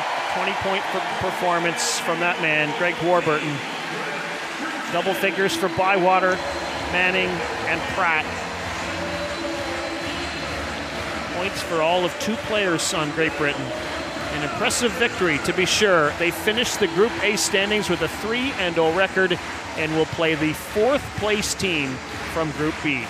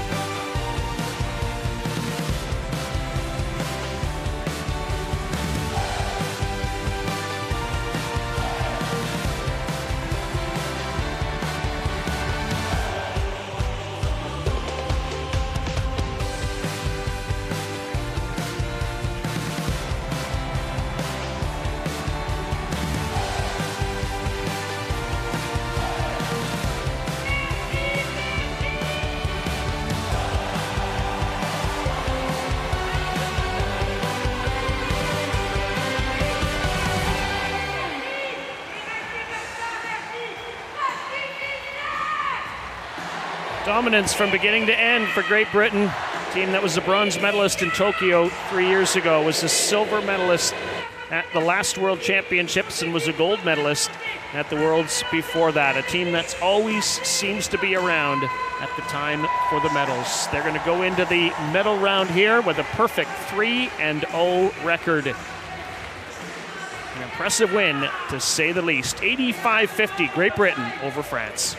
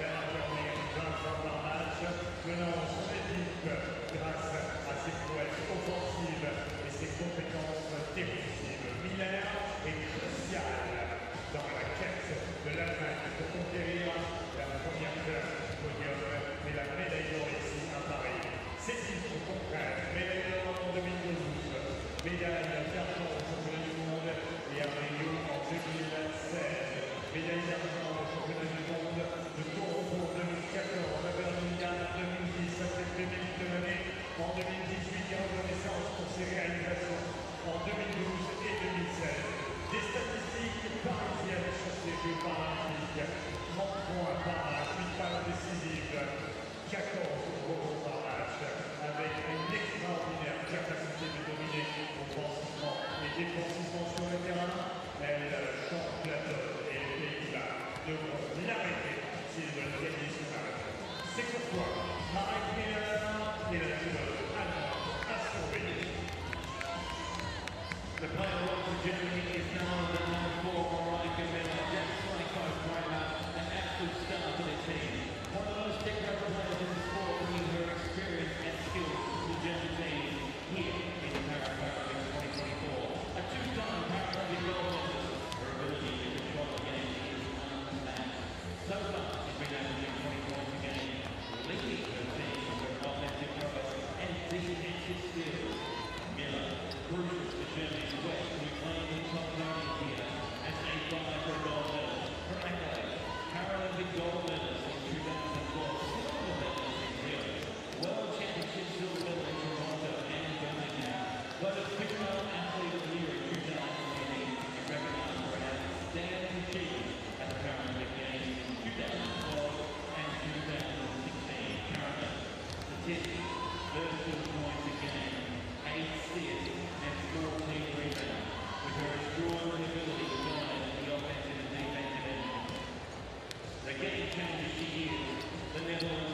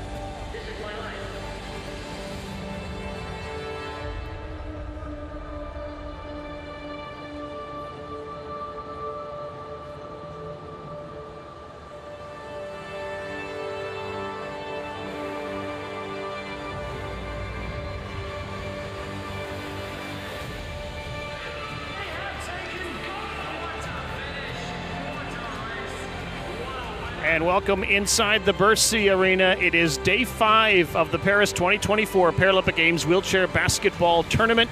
My name is Rob Snook, ready for the call of this women's Group B matchup between European neighbors Germany and the Netherlands. It's the last game in this group.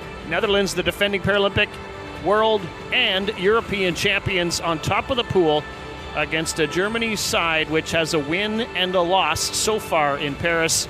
The German side, which is usually around when Paralympic medals are on the line. In fact, they have been in a medal match the last 5 Paralympic Games in a row. It is time to meet the two teams.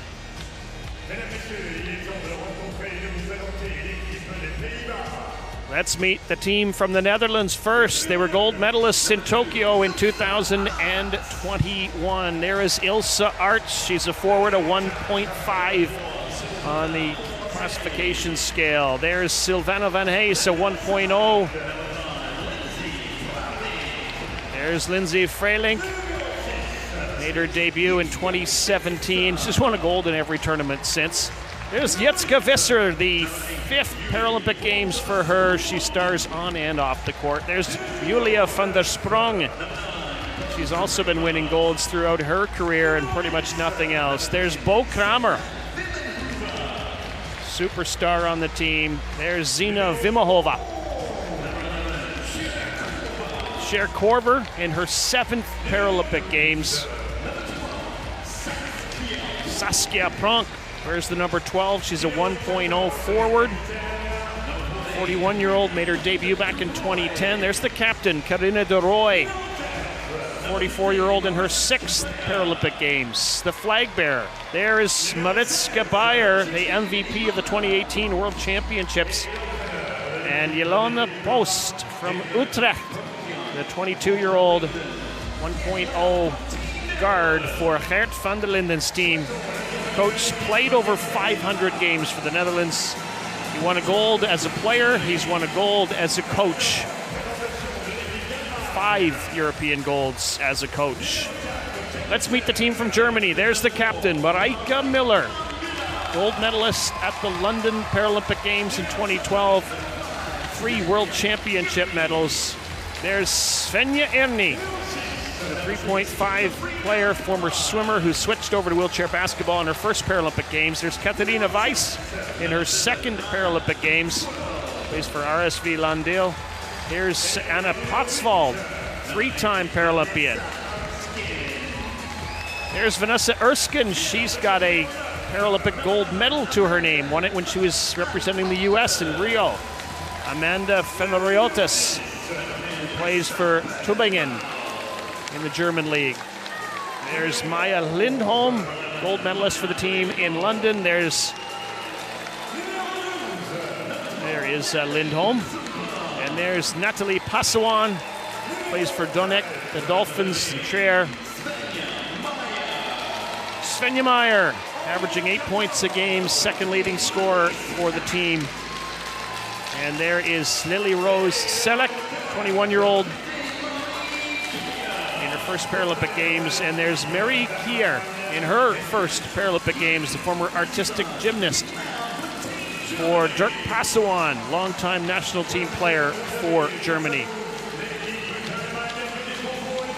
Passawan, a great player in international wheelchair basketball himself, and he represented Germany, continues to coach the game as well in the German Pro League. And now, the national anthems for both nations. Ladies and gentlemen, the national anthem of the Netherlands.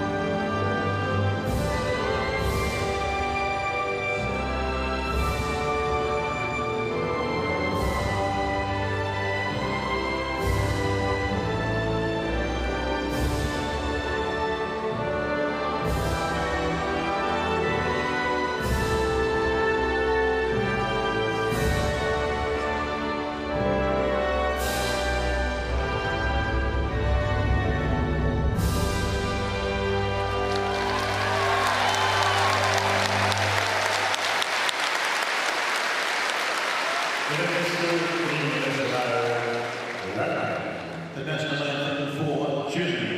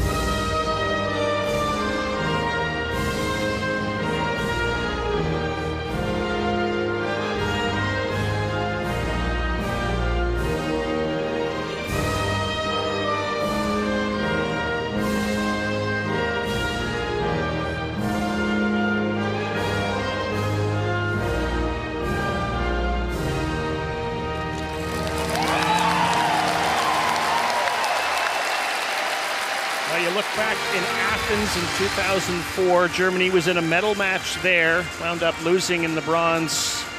They took a medal in Beijing, they took the gold in London, they took a silver in Rio, and they were fourth in Tokyo. Had a quick glimpse of the roster of the Netherlands. For Geert van der Linde, they will start Arts, Visser, Kramer, De Rooij, and Beyer. Same starting lineup for the Netherlands as the two teams do their pre-game handshakes. German side will start with Captain Miller, Katharina Weiss, Annie Patsvold, Natalie Passawan, and Svenja Meyer. That is the same starting lineup that they have used throughout the tournament.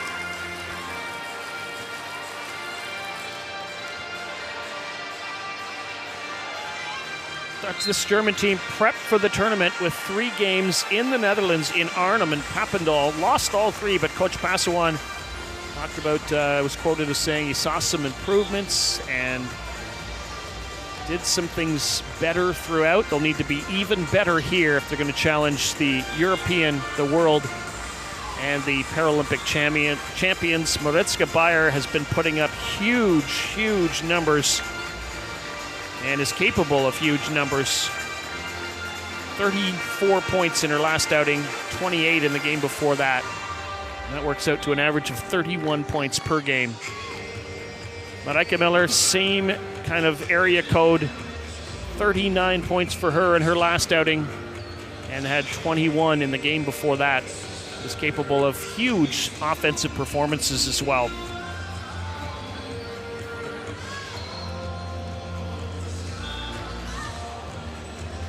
Dutch team qualified for these games with a win at the European Championships last year. Germany did not make the final of that tournament, and so had to go to the repechage tournament this year.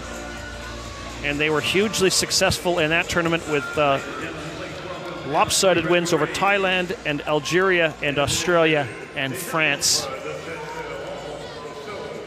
At the Tokyo tournament 3 years ago, the German team went off on a 6-0 start in the tournament. They won all their round-robin games, won their quarterfinal, but then lost in the semifinal against the Netherlands, and then lost the bronze medal match against USA. So they went 5-2 in the tournament. Unfortunately, lost their last 2 games.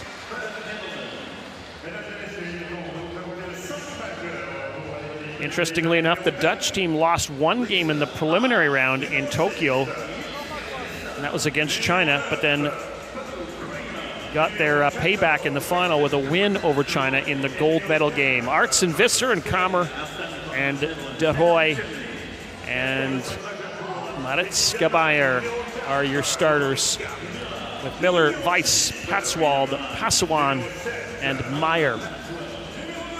These players know each other very well. They played against each other lots. Not a lot of surprises in terms of personnel. Who's going to have the best game on the day? These are the only 2 nations that have ever won the European Championships. Going all the way back to 1974.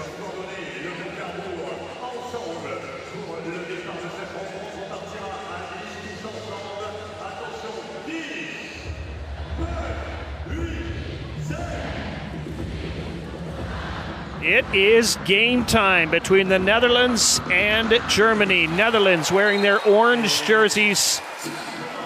And it'll be Maritzke Beyer. Germany doesn't even try to win the tip. And Bo Kramer has it. And Beyer gets upended. And I hope she did not hit her head.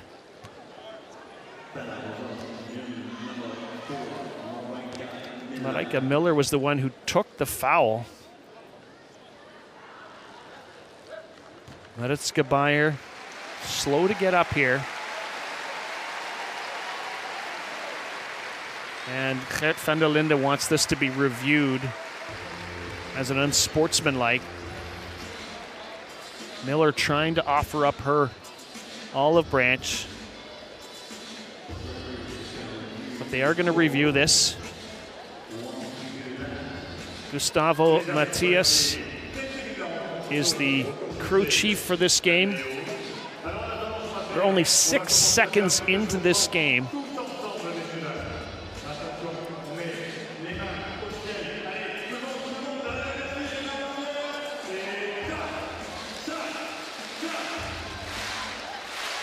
Well, you're going to get fouls and players are going to go down. Sometimes it's going to go down hard and it's going to be intentional. Sometimes they're going to go down hard and it's not going to be intentional.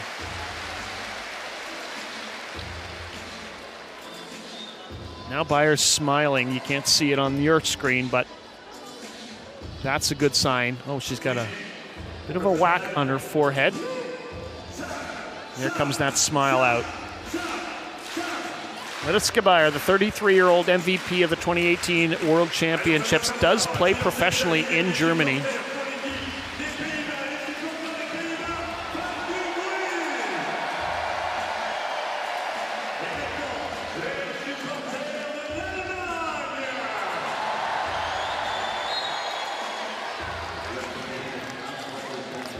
So it's an unsportsmanlike foul.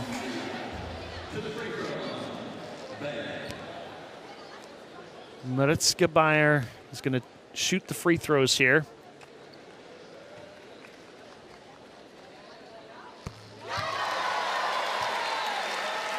And Gert van der Linden imploring the crowd, the Dutch fans who are in attendance, and he hopes the French fans who are supporting them. Now it'll be Netherlands ball as well on this play.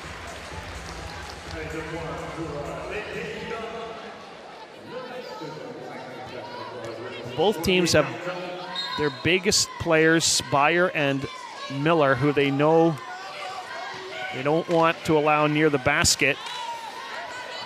Beyer, though, has to turn to take that pass. 5 on the shot clock for Arts. She gives it back to Visser, a long two-pointer, and Jitske Visser just has it roll out. Here is Meyer, former equestrian athlete. Important player on this German team. Passawan, then Miller. Had a pretty good look from out there. Here's Bo Kramer. She's been playing in the Premier League in Great Britain of late. Has also played in Germany, of course. Good save by Kramer. Dishes it back to Visser. Underneath, it finds Kramer. And somehow it rattles out, but Karine de Roy comes up with the rebound, drops it back for Beyer. And this is going to be a 3-second violation against the Netherlands. It's too long in the key. And that was easily 3 seconds.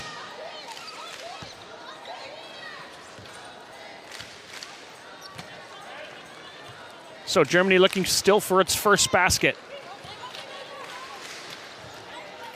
Meyer can hit on her own. She goes for it behind the screen, and she drops one.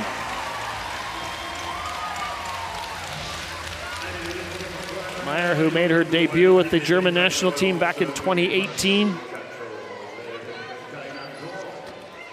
De Roy, Beyer,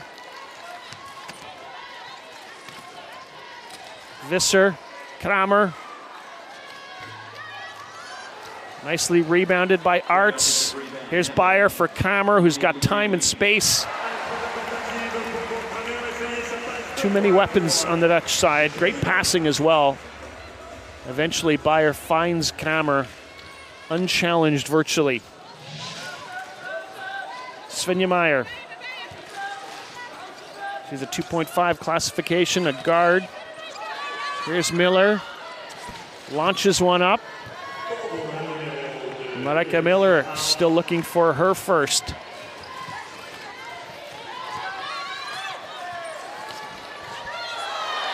GBR has her first. Check that. That's her second already. Because she went to the free throw line. Dutch team comes into this game shooting 53% from the field. Germany at just 41%. Here's Passawan in for Meyer. Rebounded by Bayer.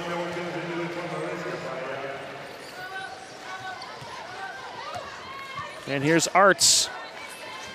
Takes it down to the baseline.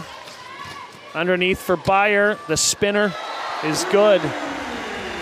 6-point lead for Netherlands. 6 points on the board for Mariska Bayer.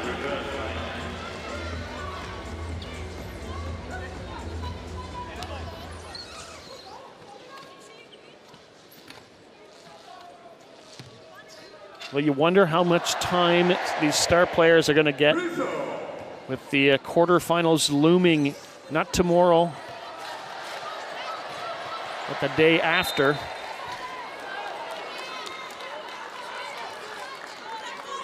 Got a day to rest in between the preliminary round and the quarterfinals.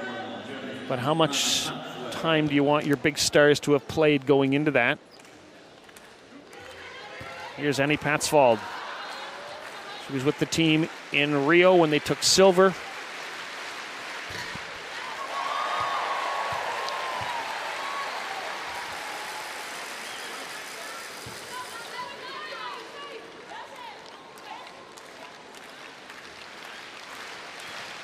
Nicely done from the free throw line for Patsvold. Those were her first free throws of the tournament. That foul, by the way, went to Ilse Arts.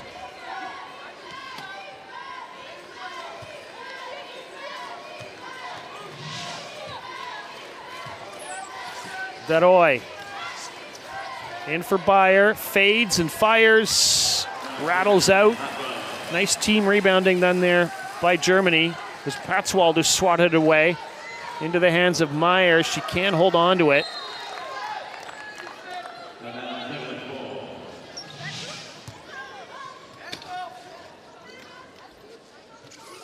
Svenja Meyer just couldn't get a handle on that one. Not always the easiest thing for 2 and 2.5 players to control a hard pass like that with one arm. Jitske Visser has time. She can often hit from there. Kammer fighting off Passawan, and she is going to get the three-point opportunity. First one, she just can't do it, but she manages to hold the ball and then gets that one to go.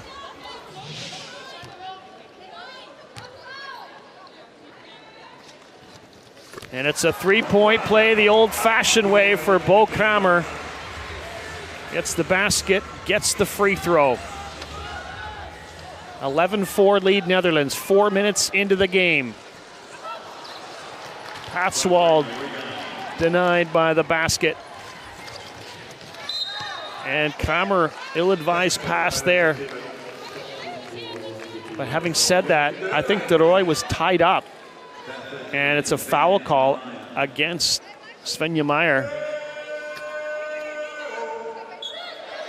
It's 2 personals already against Meyer. And we're only just over 4 minutes into the game.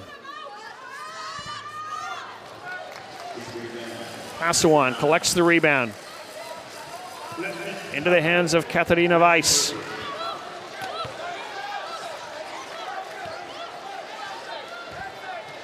Patsvold. Miller. No foul being called here. But it's Dutch player down on the play, Carina de Roy.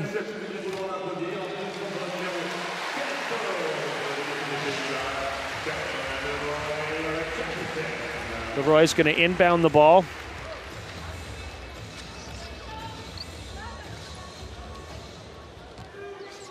Here's Bo Kramer.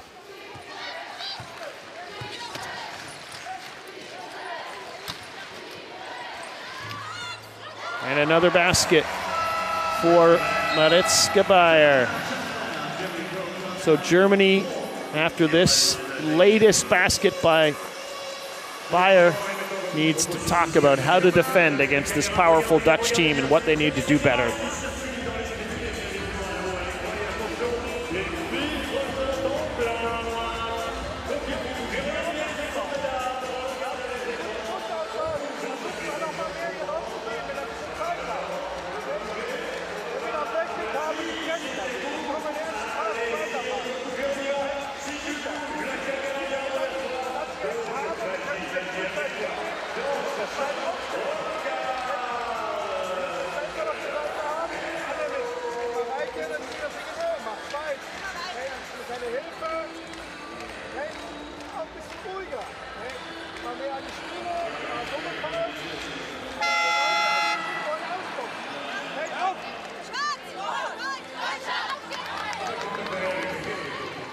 Well, you knew Germany was going to want to try to get someone else scoring. You can't rely on Marijke Miller every game. She's played every minute of the game so far, 40 minutes in her first 2 games in the tournament. She's got great stamina.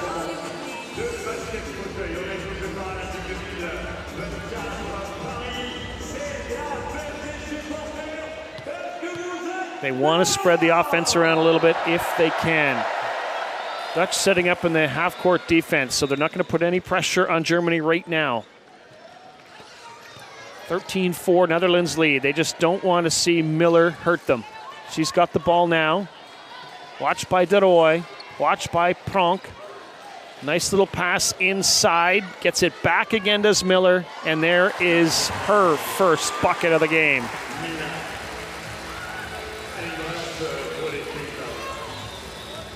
Good job there by Weiss.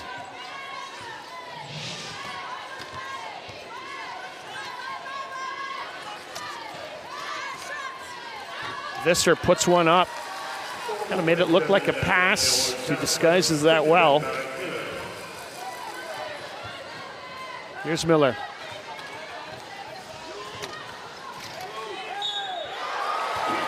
And she gets the and one.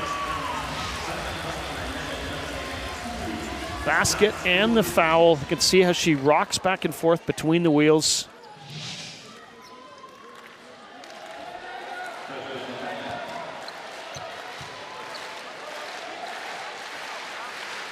Marijke Miller, born in Freiburg, Germany.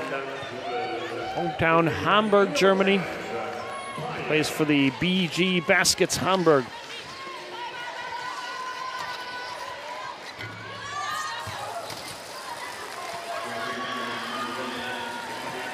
Fairly rare miss for Bayer.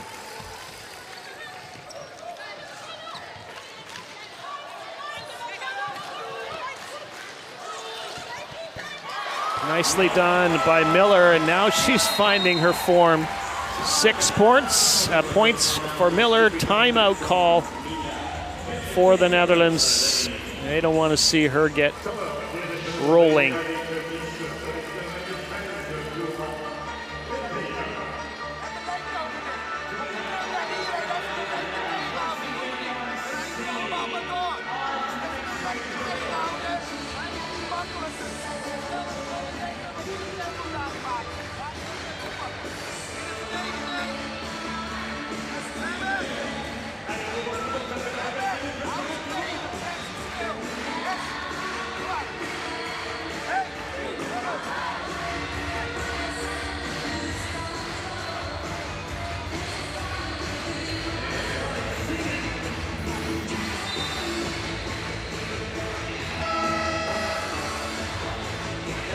Oftentimes what teams will say when they're playing a big-time star like a Marijke Miller is, well, as long as she doesn't beat us, you know, we're going to try to do everything we can to not let her be the one who piles up all the points. If we can shut her down, not entirely, of course, but as much as possible, not allow her to have one of her big games, and then shut off the B and C options as well. Kramer still looking for her first, sorry, she's got 5 points already, my bad. I looked up, saw the scoreboard, saw the 0, but it was underneath fouls, so obviously Bo Kramer, who's going to be a big part of the Dutch offense. And Marijke Miller on the fast break makes no mistake, and she is now into the, got 8 points already. Here's Kramer, got a bit of a mismatch here, and she's got 7.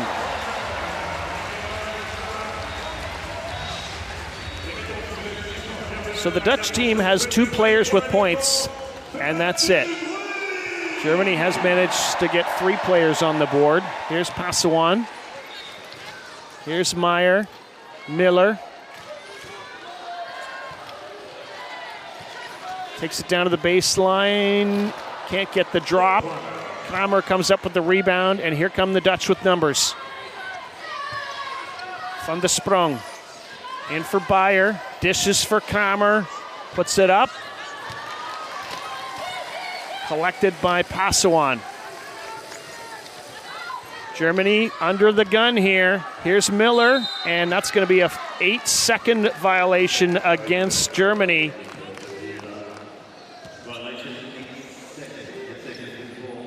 Got to get across the center stripe in 8 seconds. Germany couldn't do it. That's the great chair skills and athleticism of the Dutch team that tied them up. Van der Sprong drops it off for Kramer. Just over 2 minutes to go, but it's become a pretty good game here. 15-12 Netherlands. Here's Beyer. And the distraction of the hands in her face turned out to be no distraction at all. First player in double figures in the game is Marijke Beyer. That would bother me. I don't know about you. Back comes Germany on offense. Here's Miller. Here's Passawan. Here's Meyer from behind the screen. Rebounded by Kramer. Back comes Netherlands. Inside of 90 seconds to play in the first period. Both teams has used a timeout already. Kramer up, and it rattles out. She looked like she maybe had saved it, knocked it back for Van der Sprong, but the official says no, her wheels were touching the sideline. It's a double substitution for Netherlands. Ilse Arts is coming into the game, as is Sina Vimhova. Here's Miller, her team down by 5. Gives to Meyer. She likes the look. Rebound collected by Vimhova. Van der Sprong to the baseline. Looks for someone to pass it to. Will she shoot it from there? She's got Miller maybe jumping her.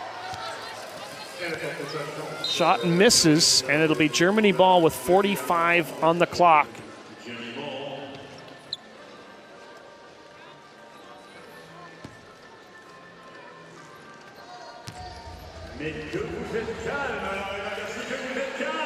This Dutch team, gold medalists in Tokyo. They were silver medalist once at the Paralympic Games and 4 times bronze medalist.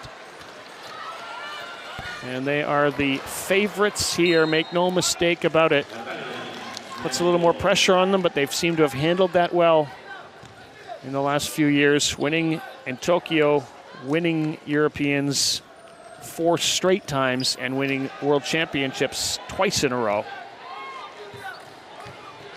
Under 30 seconds to play now. Ball handler is Ilse Arts, the 34-year-old. Gives to Van de Sprong. Vimhova. Short, rebounded. Here comes a chance for Meyer. She's got time. In fact, that is Weiss. And it's a little short on the shot by Katharina Weiss. And one last shot. So the last two wouldn't go. Plenty did before that. 17-12, Netherlands leads Germany after 1 quarter of play in this women's preliminary Group B battle.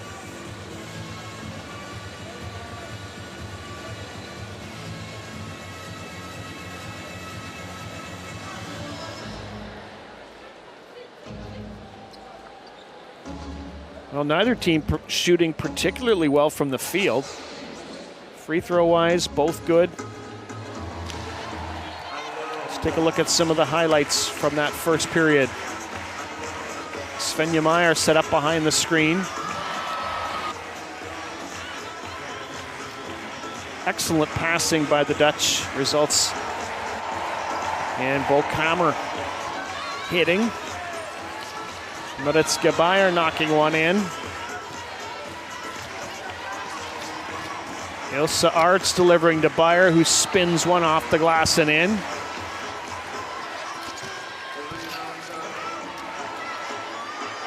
That was a great play there by Kramer. Drew a foul, completed the three-point play, and then she delivered to Bayer, who made no mistake on that basket. And then Marijke Miller came to life. Scored 8 points. She's got her team within 5 points as we begin the second quarter.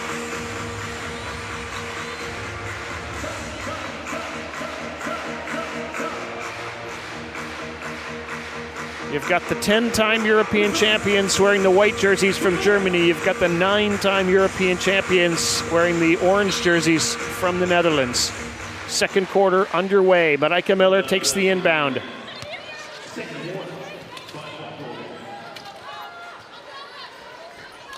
Nice little pick and roll for Patsvold.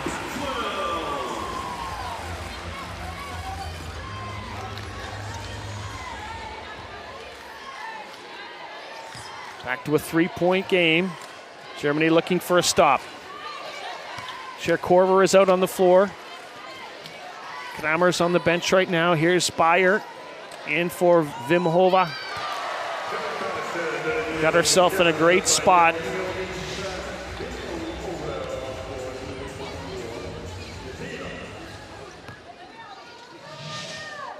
Nice job with the distraction there to get that shot up and in. Patsvold, one of the veterans on this German team. Takes the pass, has time in the lane, does Patsvold. And if you can get points from your one-pointers, you're doing something. She plays with Miller at BG Baskets in Hamburg. Here's Maritzke Bayer. Korver. Bayer. Vimhova. Korver has to pick this one up. 3 on the shot clock. Tries to make one more pass.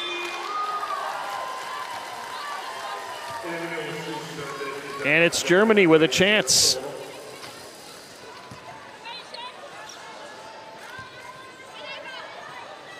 Miller tries the 3. Would have tied the game. Cher Korver, the 7-time Paralympian, collects the ball and gets her team going back on offense. Vimhova. Arts just took a little pause there to get a good shot up. She'll be pretty happy with that, I think. Svenja Meyer. Dishes for Miller. Had a pretty good look.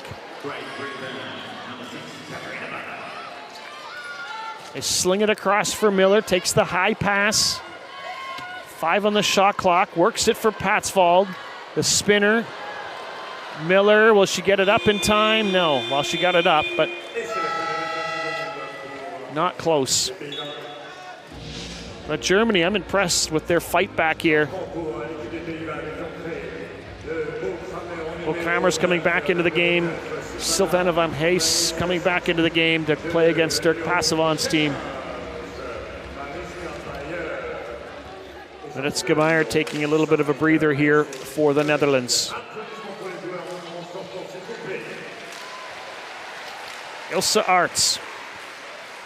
They're going to leave her open to shoot, and she's going to make them pay for that decision. As they were guarding Kramer, everybody kind of moved away from Arts, and she says, if you're going to leave me here, I'll put one up. Fenelriotis. Shot launched up, short.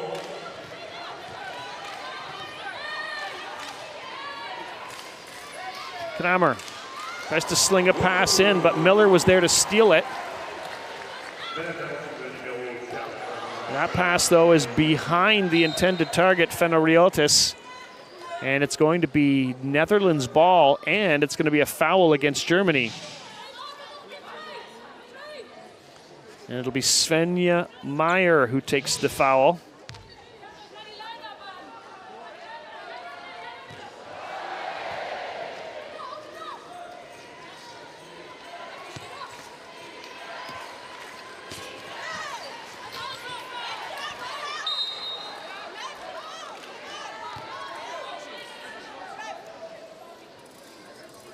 Annie Patsvold didn't like the call there.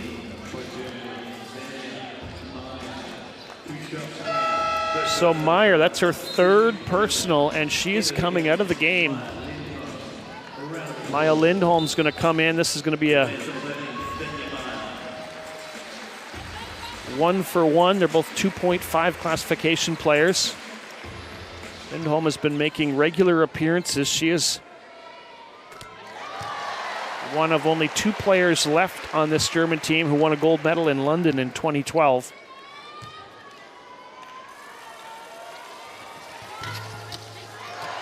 And Bo Kramer doing her thing. Back-to-back free throws made. I just think she might have had a little smile on her face there.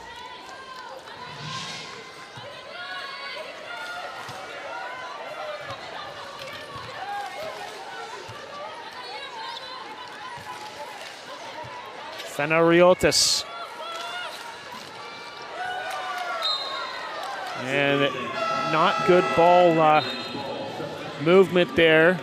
Miller reminding her teammates how that should have gone down.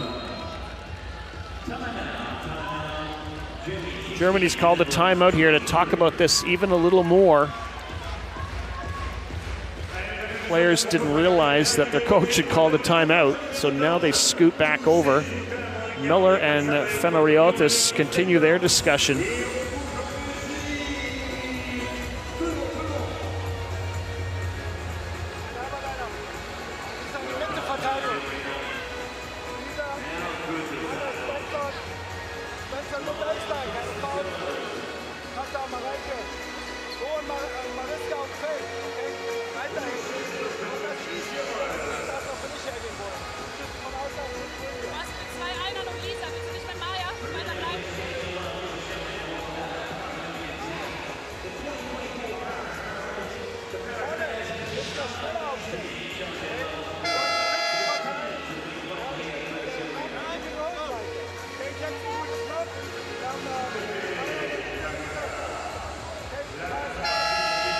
Netherlands comes at you with so much depth.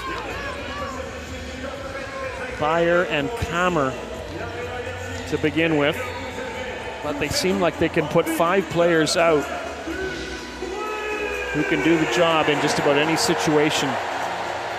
10 points and 3 rebounds already for Mariska, or Marijke has 8 points on the other side. Mariska and Marijke.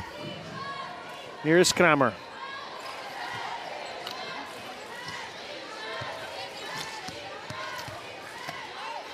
Slings a pass across for Korver. Baier collects the rebound and collects another bucket. Well, if you just joined us, Maritzka Baier went down heavily just 4 seconds into this game. Ended up being a hard foul from Mareike Miller. But it seems like Baier is playing like it never happened. And then a nice steal there from Arts. They draw a foul with 3 Dutch players heading alone to the basket.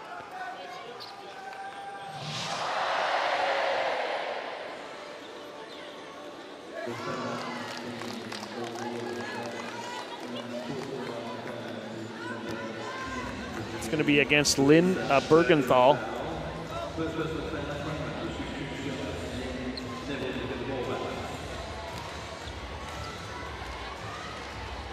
So as Kramer is shooting the baskets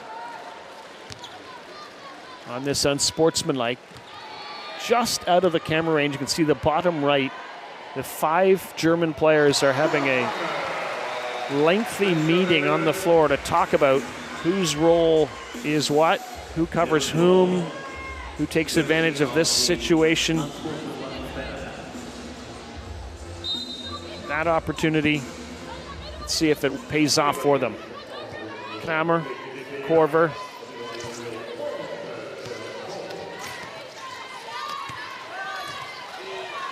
Kramer. Rattles out.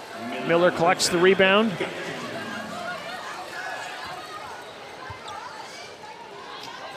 Good job by Lindholm to come up with that. Here's Svenja Meyer. So Meyer back on the floor again with 3 fouls.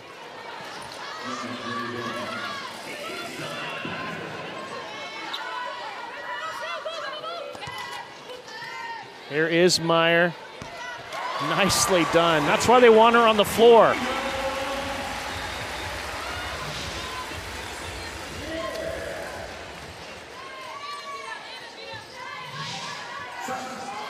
Kramer.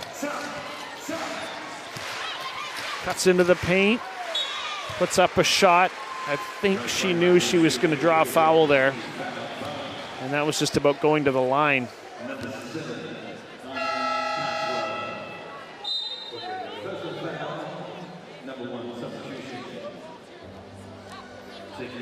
Dutch continue to use their players in and out of the game. Come now Visser and De Rooy come back in, so the starting lineup for the Netherlands is back on the floor again with 4:23 to go in the second quarter, up by 8. Kramer with a miss. She's been shooting 60% on free throws in the tournament.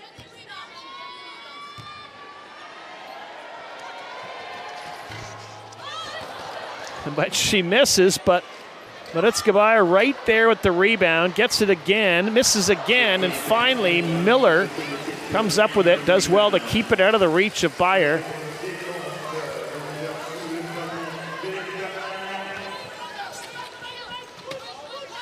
Miller hasn't joined the offense yet, now she has. They had her back picked for a moment. Inside for Patsvold, won't fall. Here come Kramer and Baier crossing, dishing for De Rooy. She's alone, nobody watching her on the baseline, and she makes no mistake.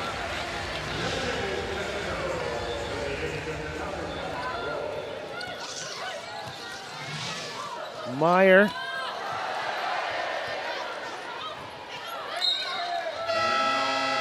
German bench starts to think about substitutions. Passawan is checking in again. Weiss is checking in again. Meyer's going to get another breather with the 3 fouls.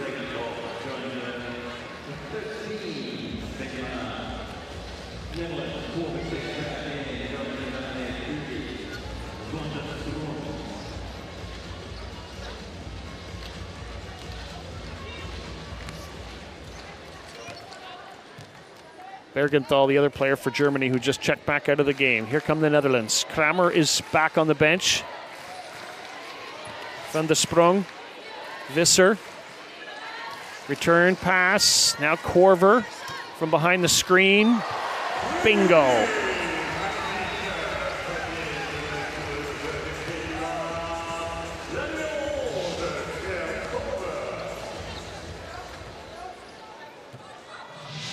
Well, she's been set up there a few times, and they so far have been letting her shoot, and she's proven that the years of veteran play have paid off.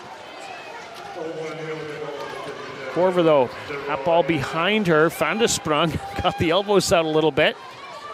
And Miller with the steal. That's fouled.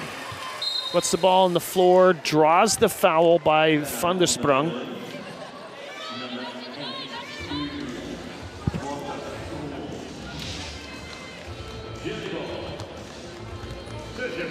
Now the in-house Australian announcer having fun with these Dutch names, doing a pretty good job.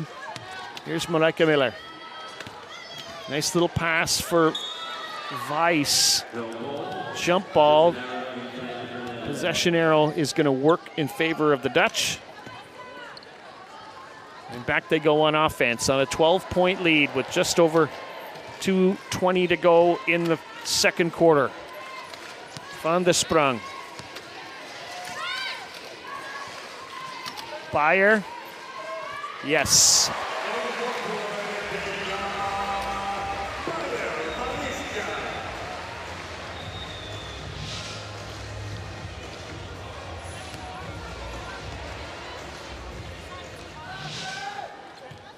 So now Germany's got an even bigger hole to try to climb out of. It's a 14-point deficit. Passawan, Miller. Back to Passawan. Can't get it to fall. Van de Sprong. Visser. Korver. Visser. Quick out for Van de Sprong. Visser from the free throw line. Hits the base of the rim and bounces out. And back comes Lindholm. Maya Lindholm cutting into the paint. Peels back. In for Miller. Spins. Draws the foul by DeRoy.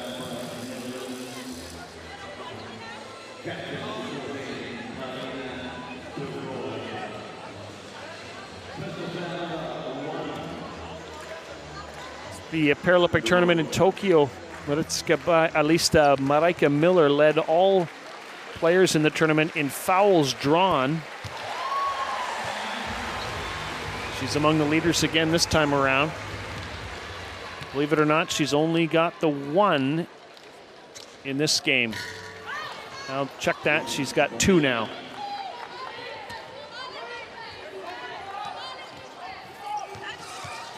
GER Korver, all the time in the world, gives it to Visser. Van der Sprong, Beyer, Miller jumps her. Might have affected her shot, and back comes Germany. Trying to bite into this lead a little bit. Passawan.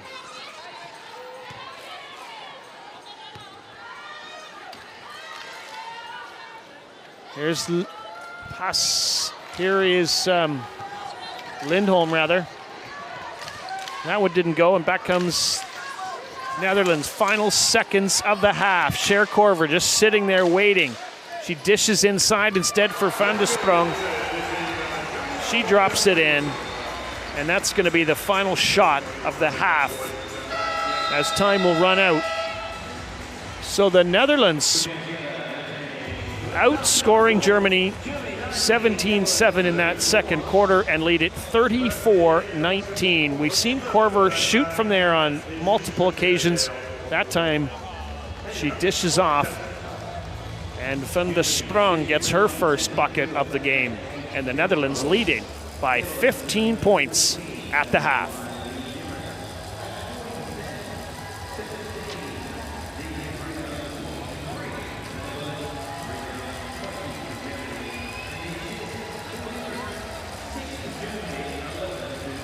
Netherlands has upped their field goal percentage to 39%.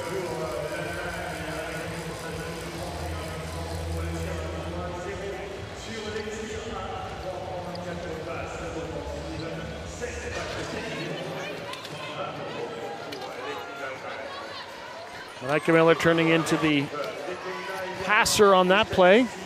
Medets GBR doing the same with Vimahova.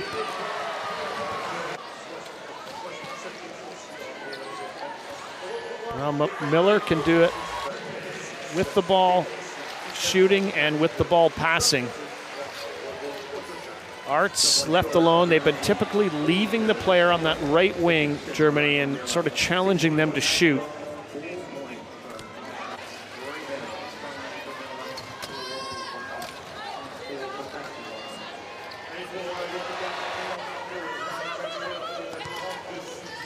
Some good passing from Germany. That has resulted in some of their baskets so far. This game isn't gone yet. But the Dutch team is so efficient and effective, and it seems like they might not have had their best first few minutes, but they have gotten better through the game, and they lead by 15 at the half between these two European rivals, Netherlands ahead of Germany.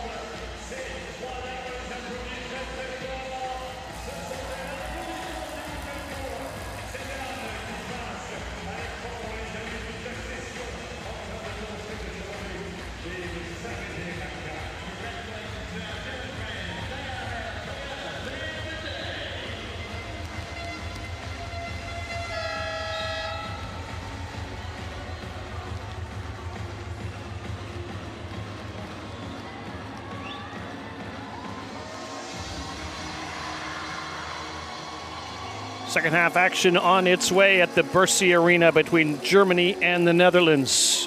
Netherlands with a strong opening half. And they lead it 34-19. The German fans hope their team can put on a charge in the second half.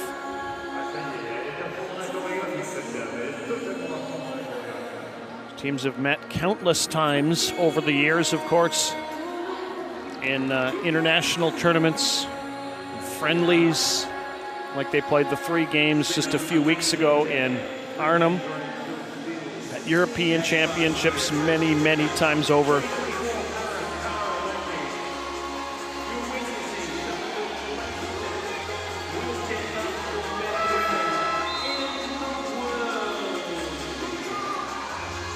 Well, good to see the smile on Maritzka Bayer's face because she went down so hard to begin this game.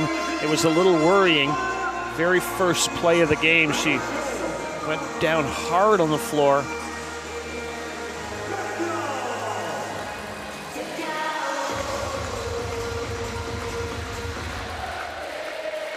It is Germany in the white. It is Netherlands in their traditional orange jerseys. And we are underway, second half action.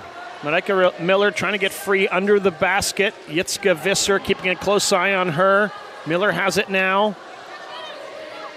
Here's Svenja Meyer. And she could really do some damage if she can start hitting that shot regularly and give Marijke Miller more opportunities. All kinds of time there for Meyer, and she takes advantage of it. 13-point lead. Visser inside for Kramer. And she gets the bounce.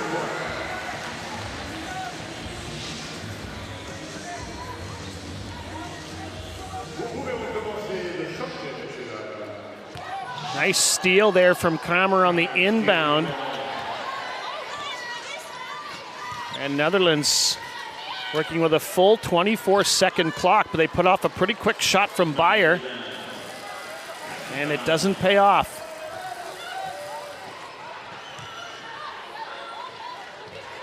Svenja Meyer now assesses the scene, waits for someone to get open, gives it to Miller.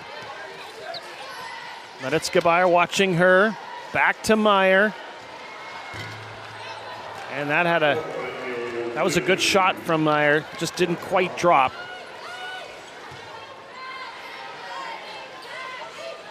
Bo Kramer from Maritzka Bayer. They swap spots, crossover. Here's Visser, Kramer, mismatch, 2 seconds on the shot clock, money, and she draws the foul. Her second three-point play opportunity of the game.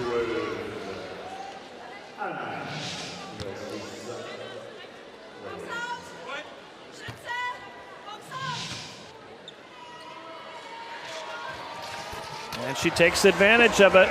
Another 3-point play for Bo Kramer. Give her 15 points now in the game to lead all scorers.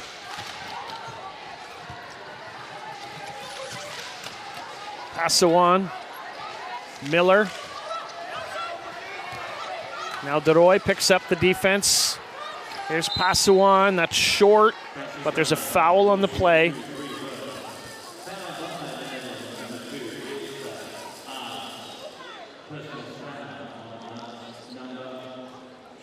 Second personal foul of the game for Ilse Arts. Both teams with one team foul at this point. Early moments of the second half.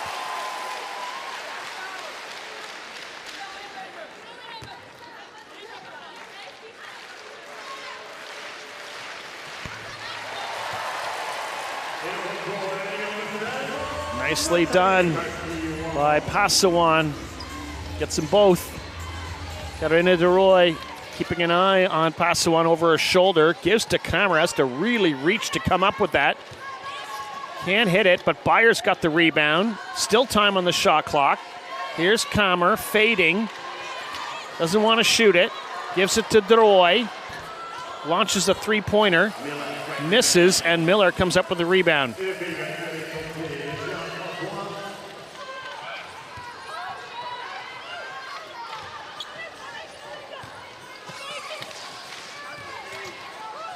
Monica Miller gets a couple hands in her face, got a pretty good look though.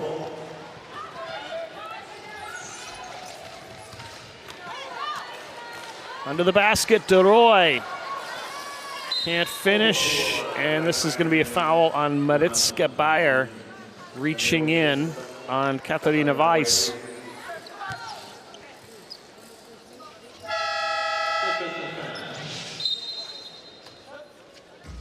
Substitution now.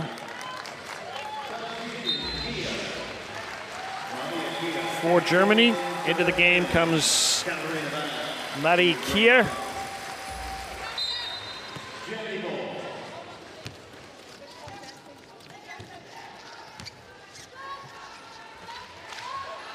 Couple of pump fakes there.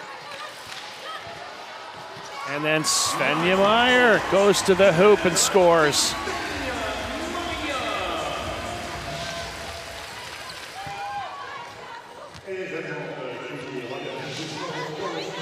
Dutch captain DeRoy. She draws a foul.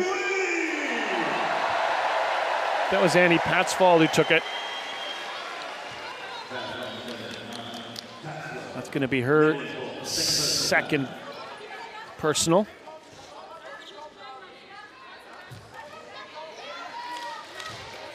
So the Dutch team really hasn't been challenged so far, either in this game or really, to be honest, in this tournament. They have been the class of the field so far. Of course, they haven't played all the teams. Some challenges await in the playoff rounds. All the teams will make the quarterfinals. This is about playoff positioning. The number one team in this group, Group A, will play the fourth place team in Group B, and like that.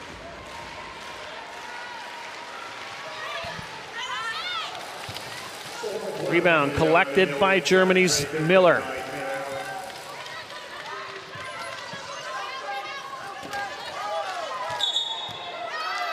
And an offensive foul is called on Germany.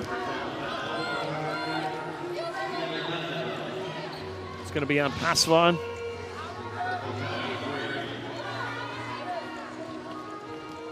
So good defensive positioning there. Looked like Arts was the one who drew it. In fact, it was Karina DeRoy who was given credit for that drawn foul. And now she's shooting, missing, and then Passawan comes up with the rebound. And she collects a foul drawn as well. And now she's going to get rewarded with a trip to the bench. Coming into the game for Germany is Fenriotis. We'll Looking for her first points of the tournament. In for Meyer. Fenariotis underneath for Miller. That was always going to be a tough pass to handle with Kramer right there. Had to kind of put it in a perfect window.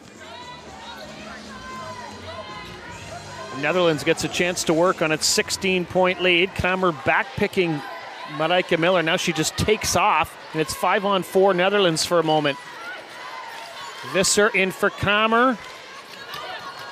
Rebounded Patsvold, and this is going to be a jump, and it's going to be Netherlands ball with the possession arrow.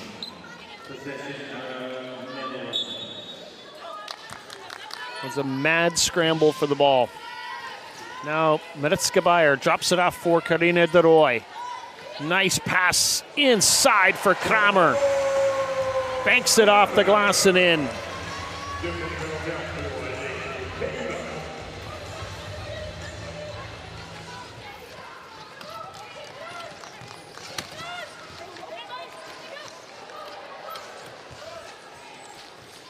Fenariotis drops it off for Meyer.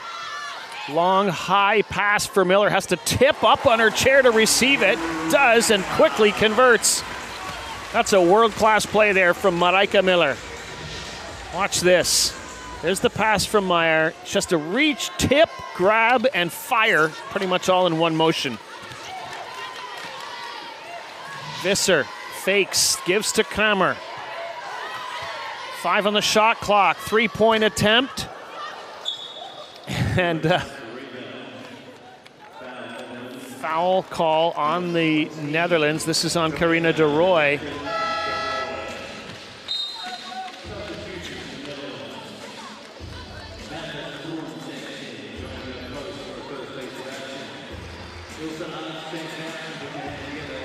Van der Sprong coming back into the game.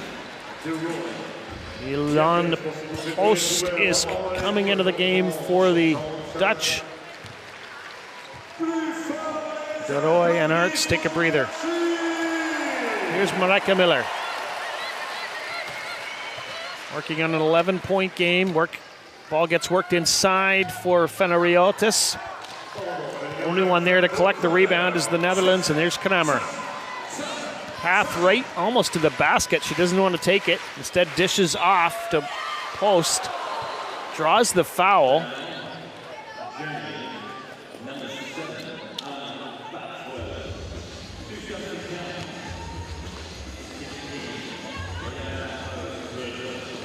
Third personal foul for Patsvold on that play. Post is going to go to the line.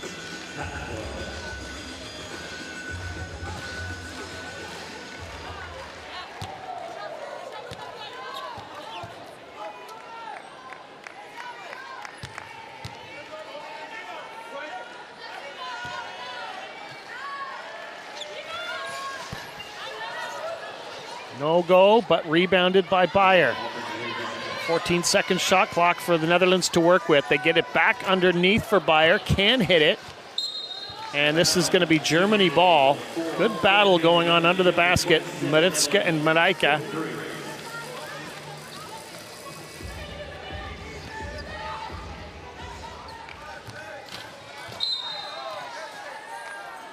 Got an offensive foul being called here on Fenariotis. And so Germany doesn't even get a chance on that offensive possession. And the Netherlands gets a chance to work on its 16-point lead. Here's Bo Kramer. Van der Sprong takes the return pass from Beyer. And this is just one of these games where every play seems to get stopped by a foul.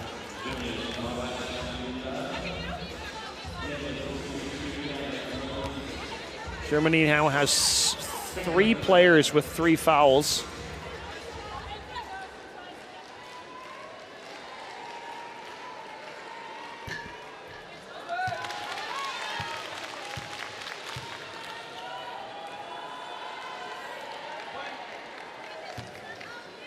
Mariska Beyer has been playing pro in Germany at Hannover United.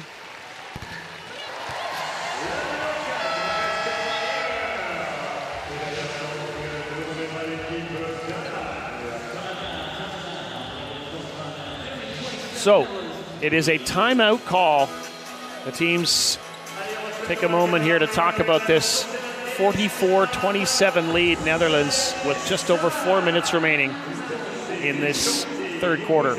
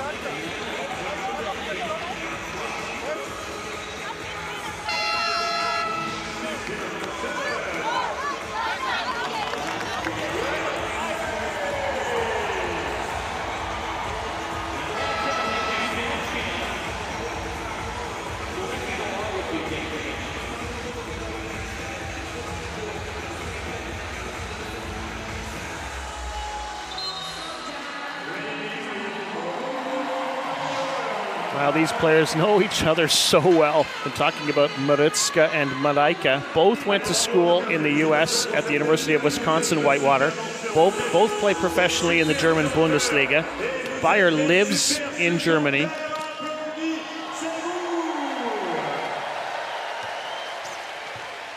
that's just two players. There's lots more connections. Here's Germany's Bergenthal. Lindholm, Miller, rebounded by Patsvold. Here's Miller again, and she did a nice job drawing that foul.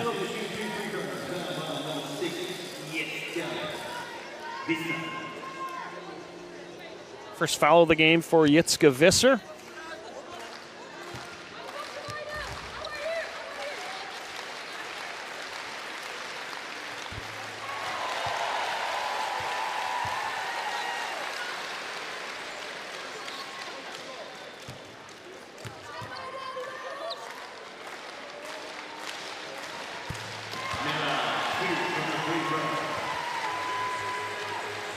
Up to 13 points now for Marijke Miller.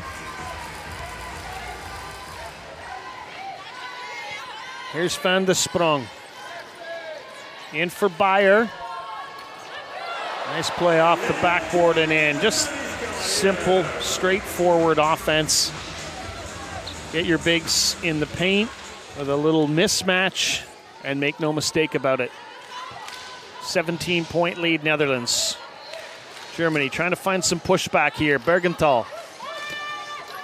That was always going to be a tough pass for Miller. And here's Bo Kramer all by herself. And as they might say in the Netherlands, goed gedaan.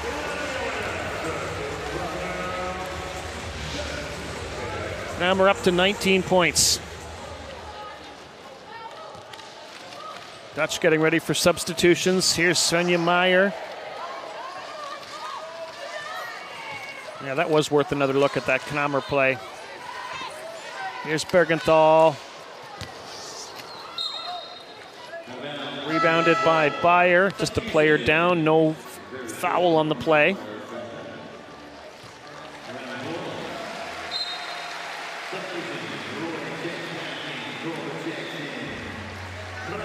Cher Korver, Carina de Roy coming back into the game. The two veterans of the Dutch team. Between them, 13 Paralympic Games, 6 for de Roy, 7 for Korver. Korver's got it now. Swatted away from her by Miller.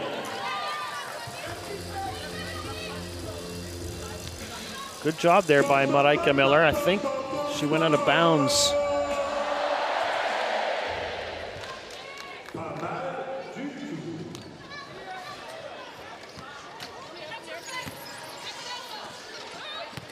Bergenthal. Miller from the elbow. Rattles out, and right back comes Netherlands on the fast break with Carina de Roy. And she makes no mistake about it.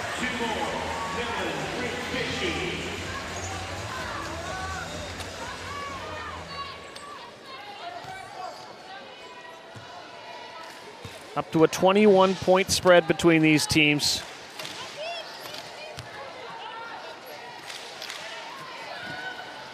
Germany just doesn't seem to have the same sort of offensive weapons. Maybe Bergenthal can catch fire.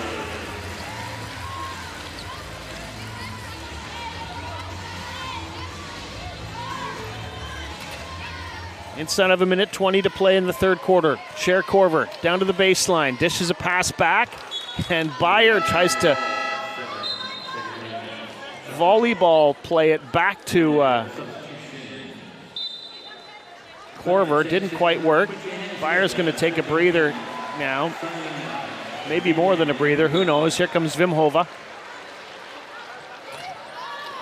Van de Sprong takes the inbound.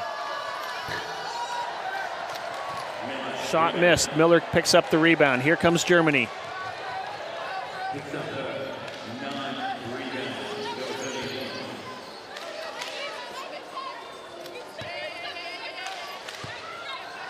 Well, Miller doesn't want to shoot from beyond the arc. Not this time. Shot clock running out. They get one up.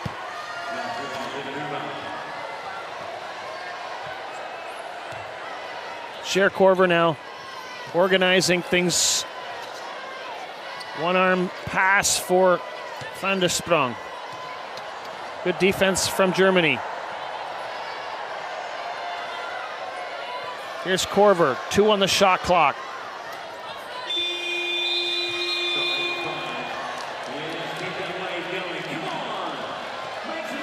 Final seconds now of the third quarter. Germany with possession, one last possession here in the quarter.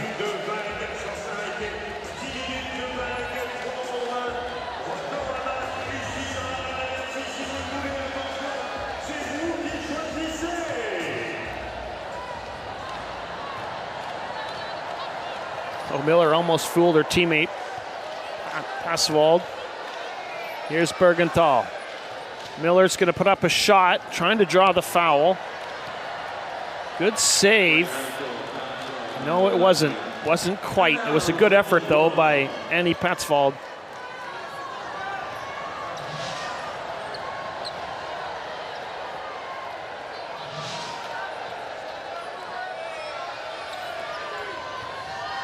Here's the Roy. Launches one last shot. Another impressive quarter for the Netherlands with a 4-point advantage in this quarter and a make it a 19-point advantage through 3 quarters of play for Gert van de Linde's team.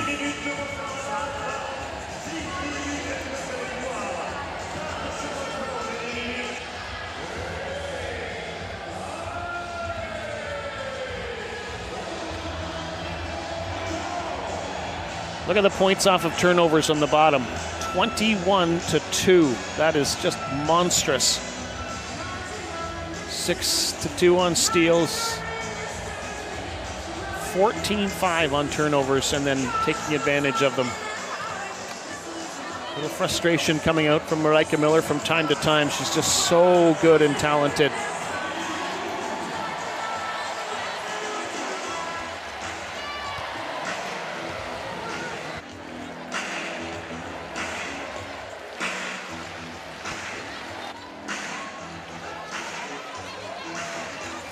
Ooh, that was a nice feed from Miller.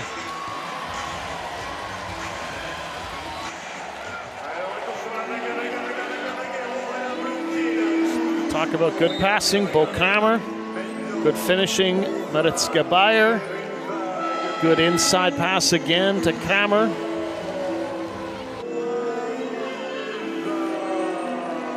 Great concentration and the nice finish. Poise here from Van de Sprong. Nice little no look.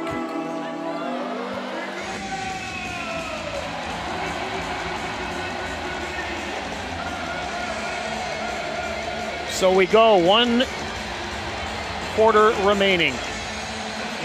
Germany's in the white jerseys, Netherlands in orange. Here comes Marijke Miller to dish it across for Bergenthal. Back inside for Miller. The first one doesn't work. She's got all kinds of Dutch arms around her, but she gets the second one to fall. She thought she was fouled on the play as well. And then she gets away from the players trying to tie her up, as Netherlands are trying to backpick Miller.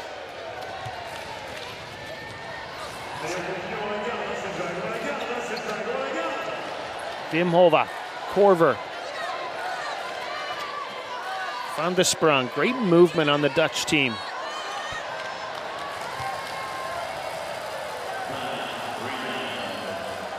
Germany trying to cut into this 17-point Netherlands lead.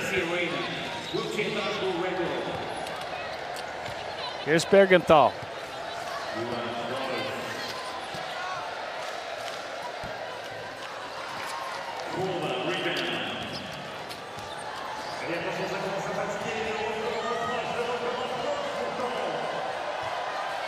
So while this game is going on, the PA announcers have the fans doing a constant wave, trying to set some sort of a record.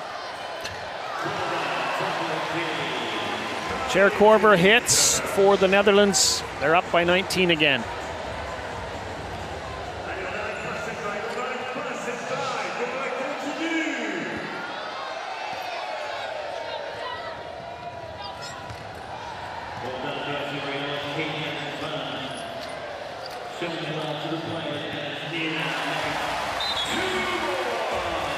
So the Dutch don't have the biggest lineup on the floor. They're letting some of their other players see if they can challenge Marijke Miller.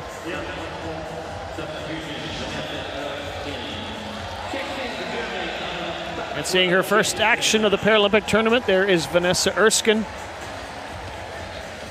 It's her first Paralympic game on the floor for Germany. She played for the United States at the 2016 Rio Paralympic Games and won gold. And interestingly enough, she was in the broadcast booth, this very chair, 3 years ago in Tokyo. Here's De Roy, nice inside pass.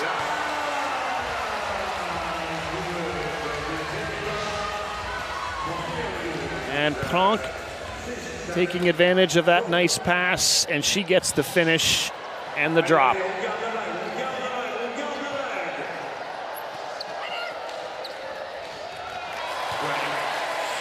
Van de Sprong and Korver will talk about what they want to do on offense as we see this last shot from Bergenthal.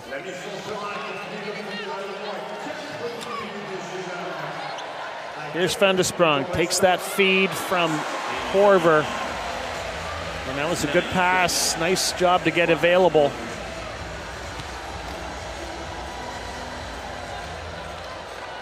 Teams trading points so far here in the fourth quarter. It's 6-6. Marijke Miller takes it to the baseline, fires a pass across. Bergenthal comes up with it. Back to Miller, who rolls into the pass.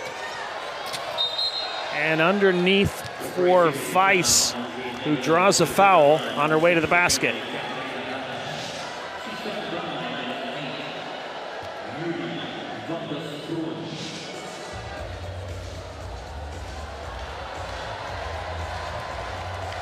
So it'll be Katharina Weiss, who plays for Landil in the German league.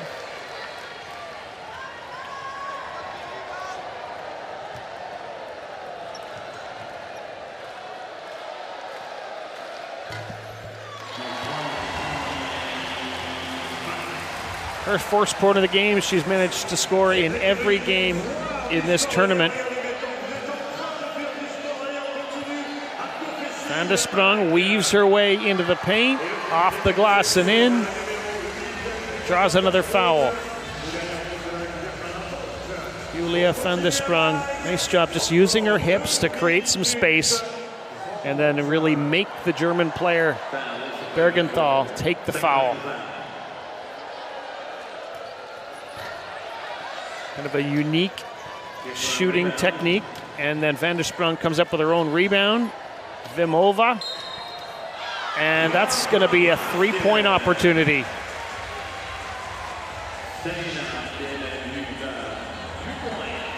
She goes to free throw line. She is up by number 10. Lisa Bergenthal. Personal foul, number. Vimova with the miss. He couldn't finish that one.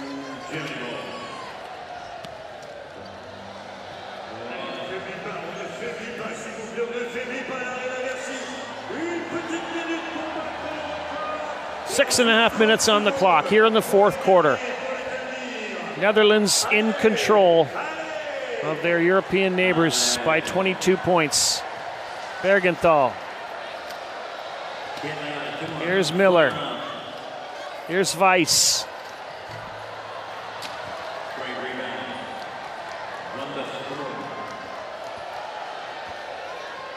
Back go Germany, or at least Netherlands on offense. Nice dish inside for Vimhova. And that was a nice feed from Van de Sprong.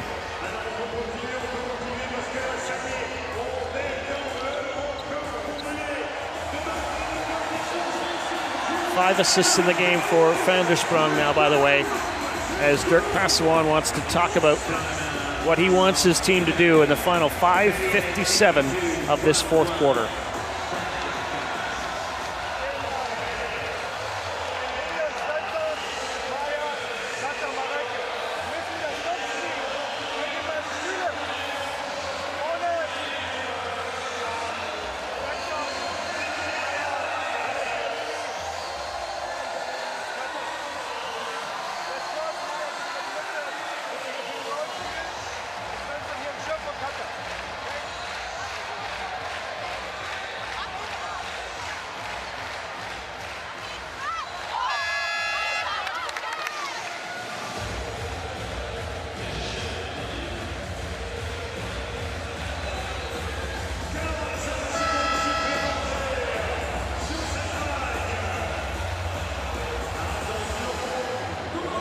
.24 points separate these teams in this game. Think if you're Germany, you say, hey, we were with them 6-6 to start this fourth quarter. They've gone ahead of us now. Have a 5-point advantage in the quarter. Let's see if we can wrestle this back and maybe win the quarter. That's your motivation here. Lindholm, Meyer, Miller. Nice little touch pass from Miller, and then Lily Rose Selleck with the finish. Selleck is a 21-year-old out of RSV Beirut. Dimova, De Roy, Van de Sprong. And the rebound is a deflection off one German player and into the hands of the other. Eventually collected by Meyer. Here's Lindholm. Miller. Weiss. Yes. Nice passing happening right now for Germany. Using these final minutes, Marika Miller has maybe watched some sitting volleyball, who knows, and kind of made a couple of touch passes. Sets, if you will. De Roy flings it in for Vimhova, and she fades and fires and gets it to go.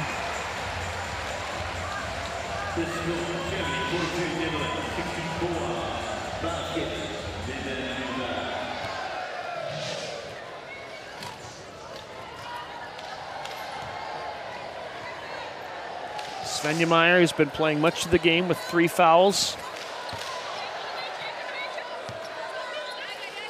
They leave her alone. They jump her at the last second, but it's too late. Gets a decent shot away, but it's going to be Netherlands ball.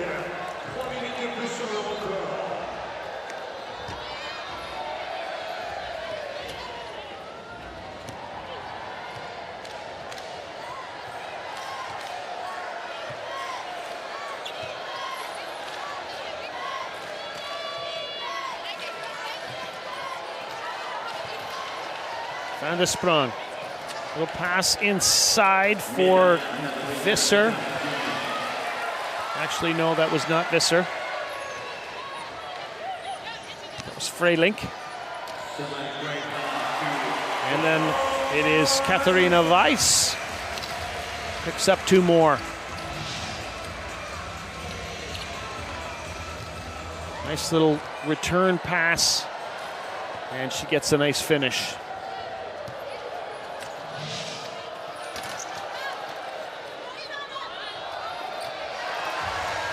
Marit GBR.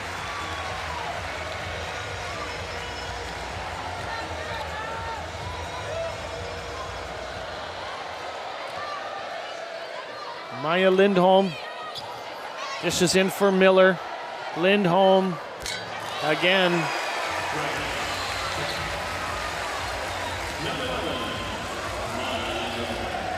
So, Netherlands lead is back down to 20, but there's just under 3 minutes to go. Carina de Rooij works a pass in for Vimhova. It's going to be rebounded by Selek.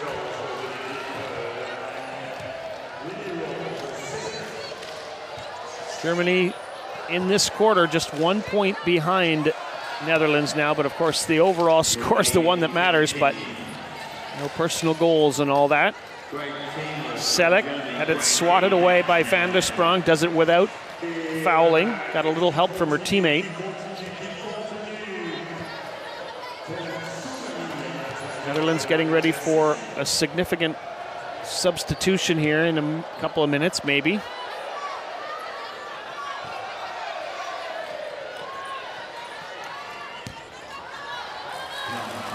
Rebounded by Germany's Selek. Weiss drops it off from Meyer.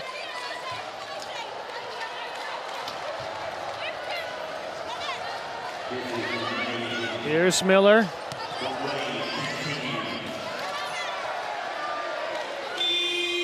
And shot clock running out. Good ball movement by Germany, but never really got the look they wanted. Here's Van der Sprong. Into the lane, but peels back. Vimhova behind the screen. Does she shoot it? No. Back to de Rooij. Vimhova now puts one up. It's good. Timeout being called by Germany.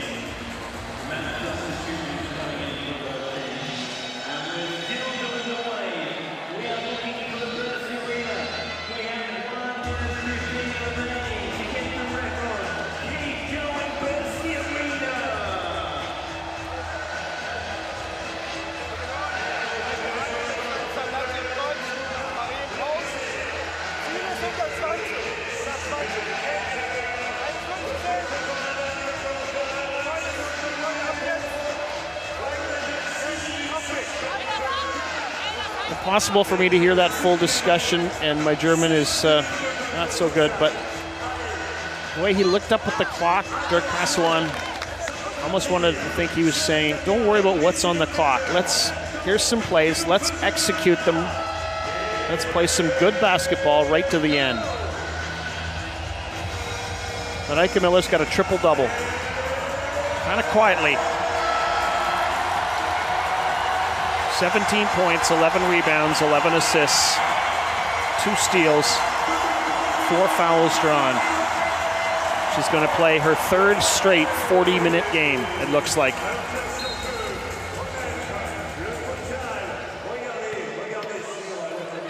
Hasselwan, Meyer.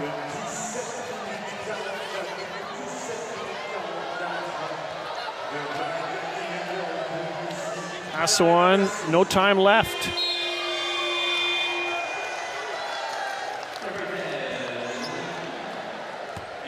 Down to the final minute in this one. Netherlands is going to win and finish pool play with a perfect 3-0 record. And will win Group B and will play the 4th place team from Group A. Here's de Rooij. Drops it off for Arts. Van der Sprong. Kramer.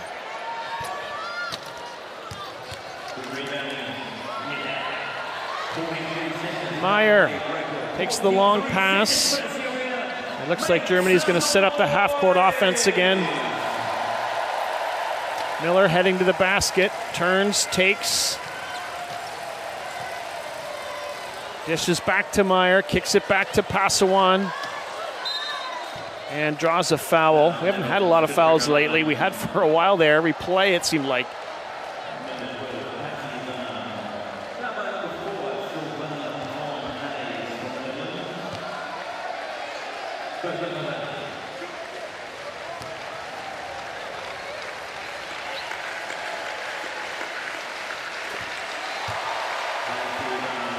Passawan.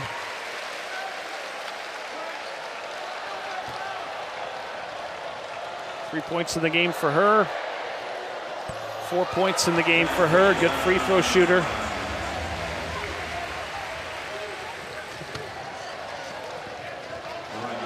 One last chance for Kramer and the Dutch, but Miller fouls Kramer on her way to the basket. It's going to be her third personal foul.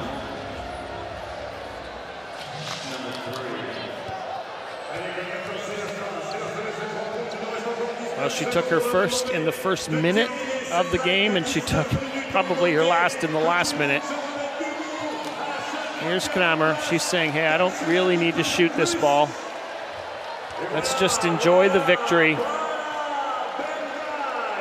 And it's another impressive win for Netherlands by 20 points when all is said and done. 68-48, both Kramer's team. And then Miller with a quick apology there. Hey, I didn't mean to make that one, that last foul at the end.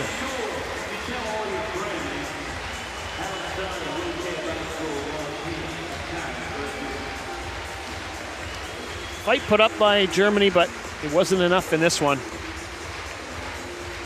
All the teams are going to head into the quarterfinals. Netherlands with an unblemished record.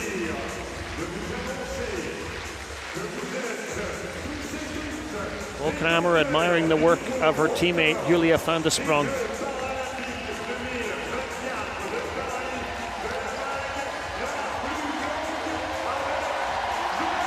Marijke Miller with another triple-double. Ends up with 17 points, 12 rebounds, and 11 assists. The players on both teams appreciate what the crowd has offered up, and the crowd appreciates what the players have offered up. We've had big crowds here at the Bercy Arena throughout the Paralympic Games. So much to celebrate.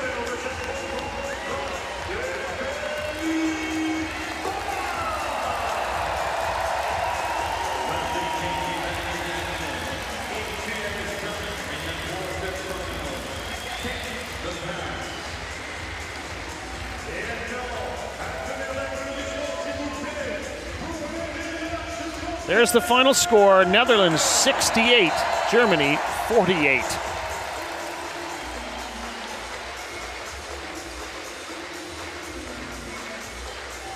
That's 43% from the field, 21 points to 2 off of turnovers.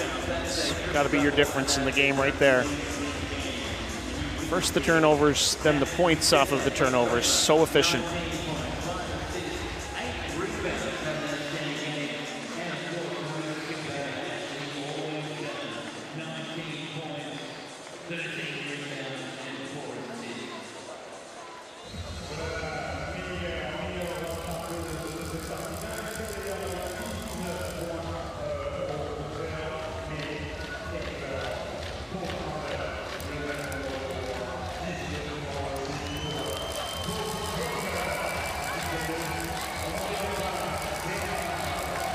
So there you see the standings. Netherlands first, Germany third after this effort tonight. They finish first and third in the group. Germany will play the second place team from Group A, Netherlands the fourth place team from Group B. From Group A.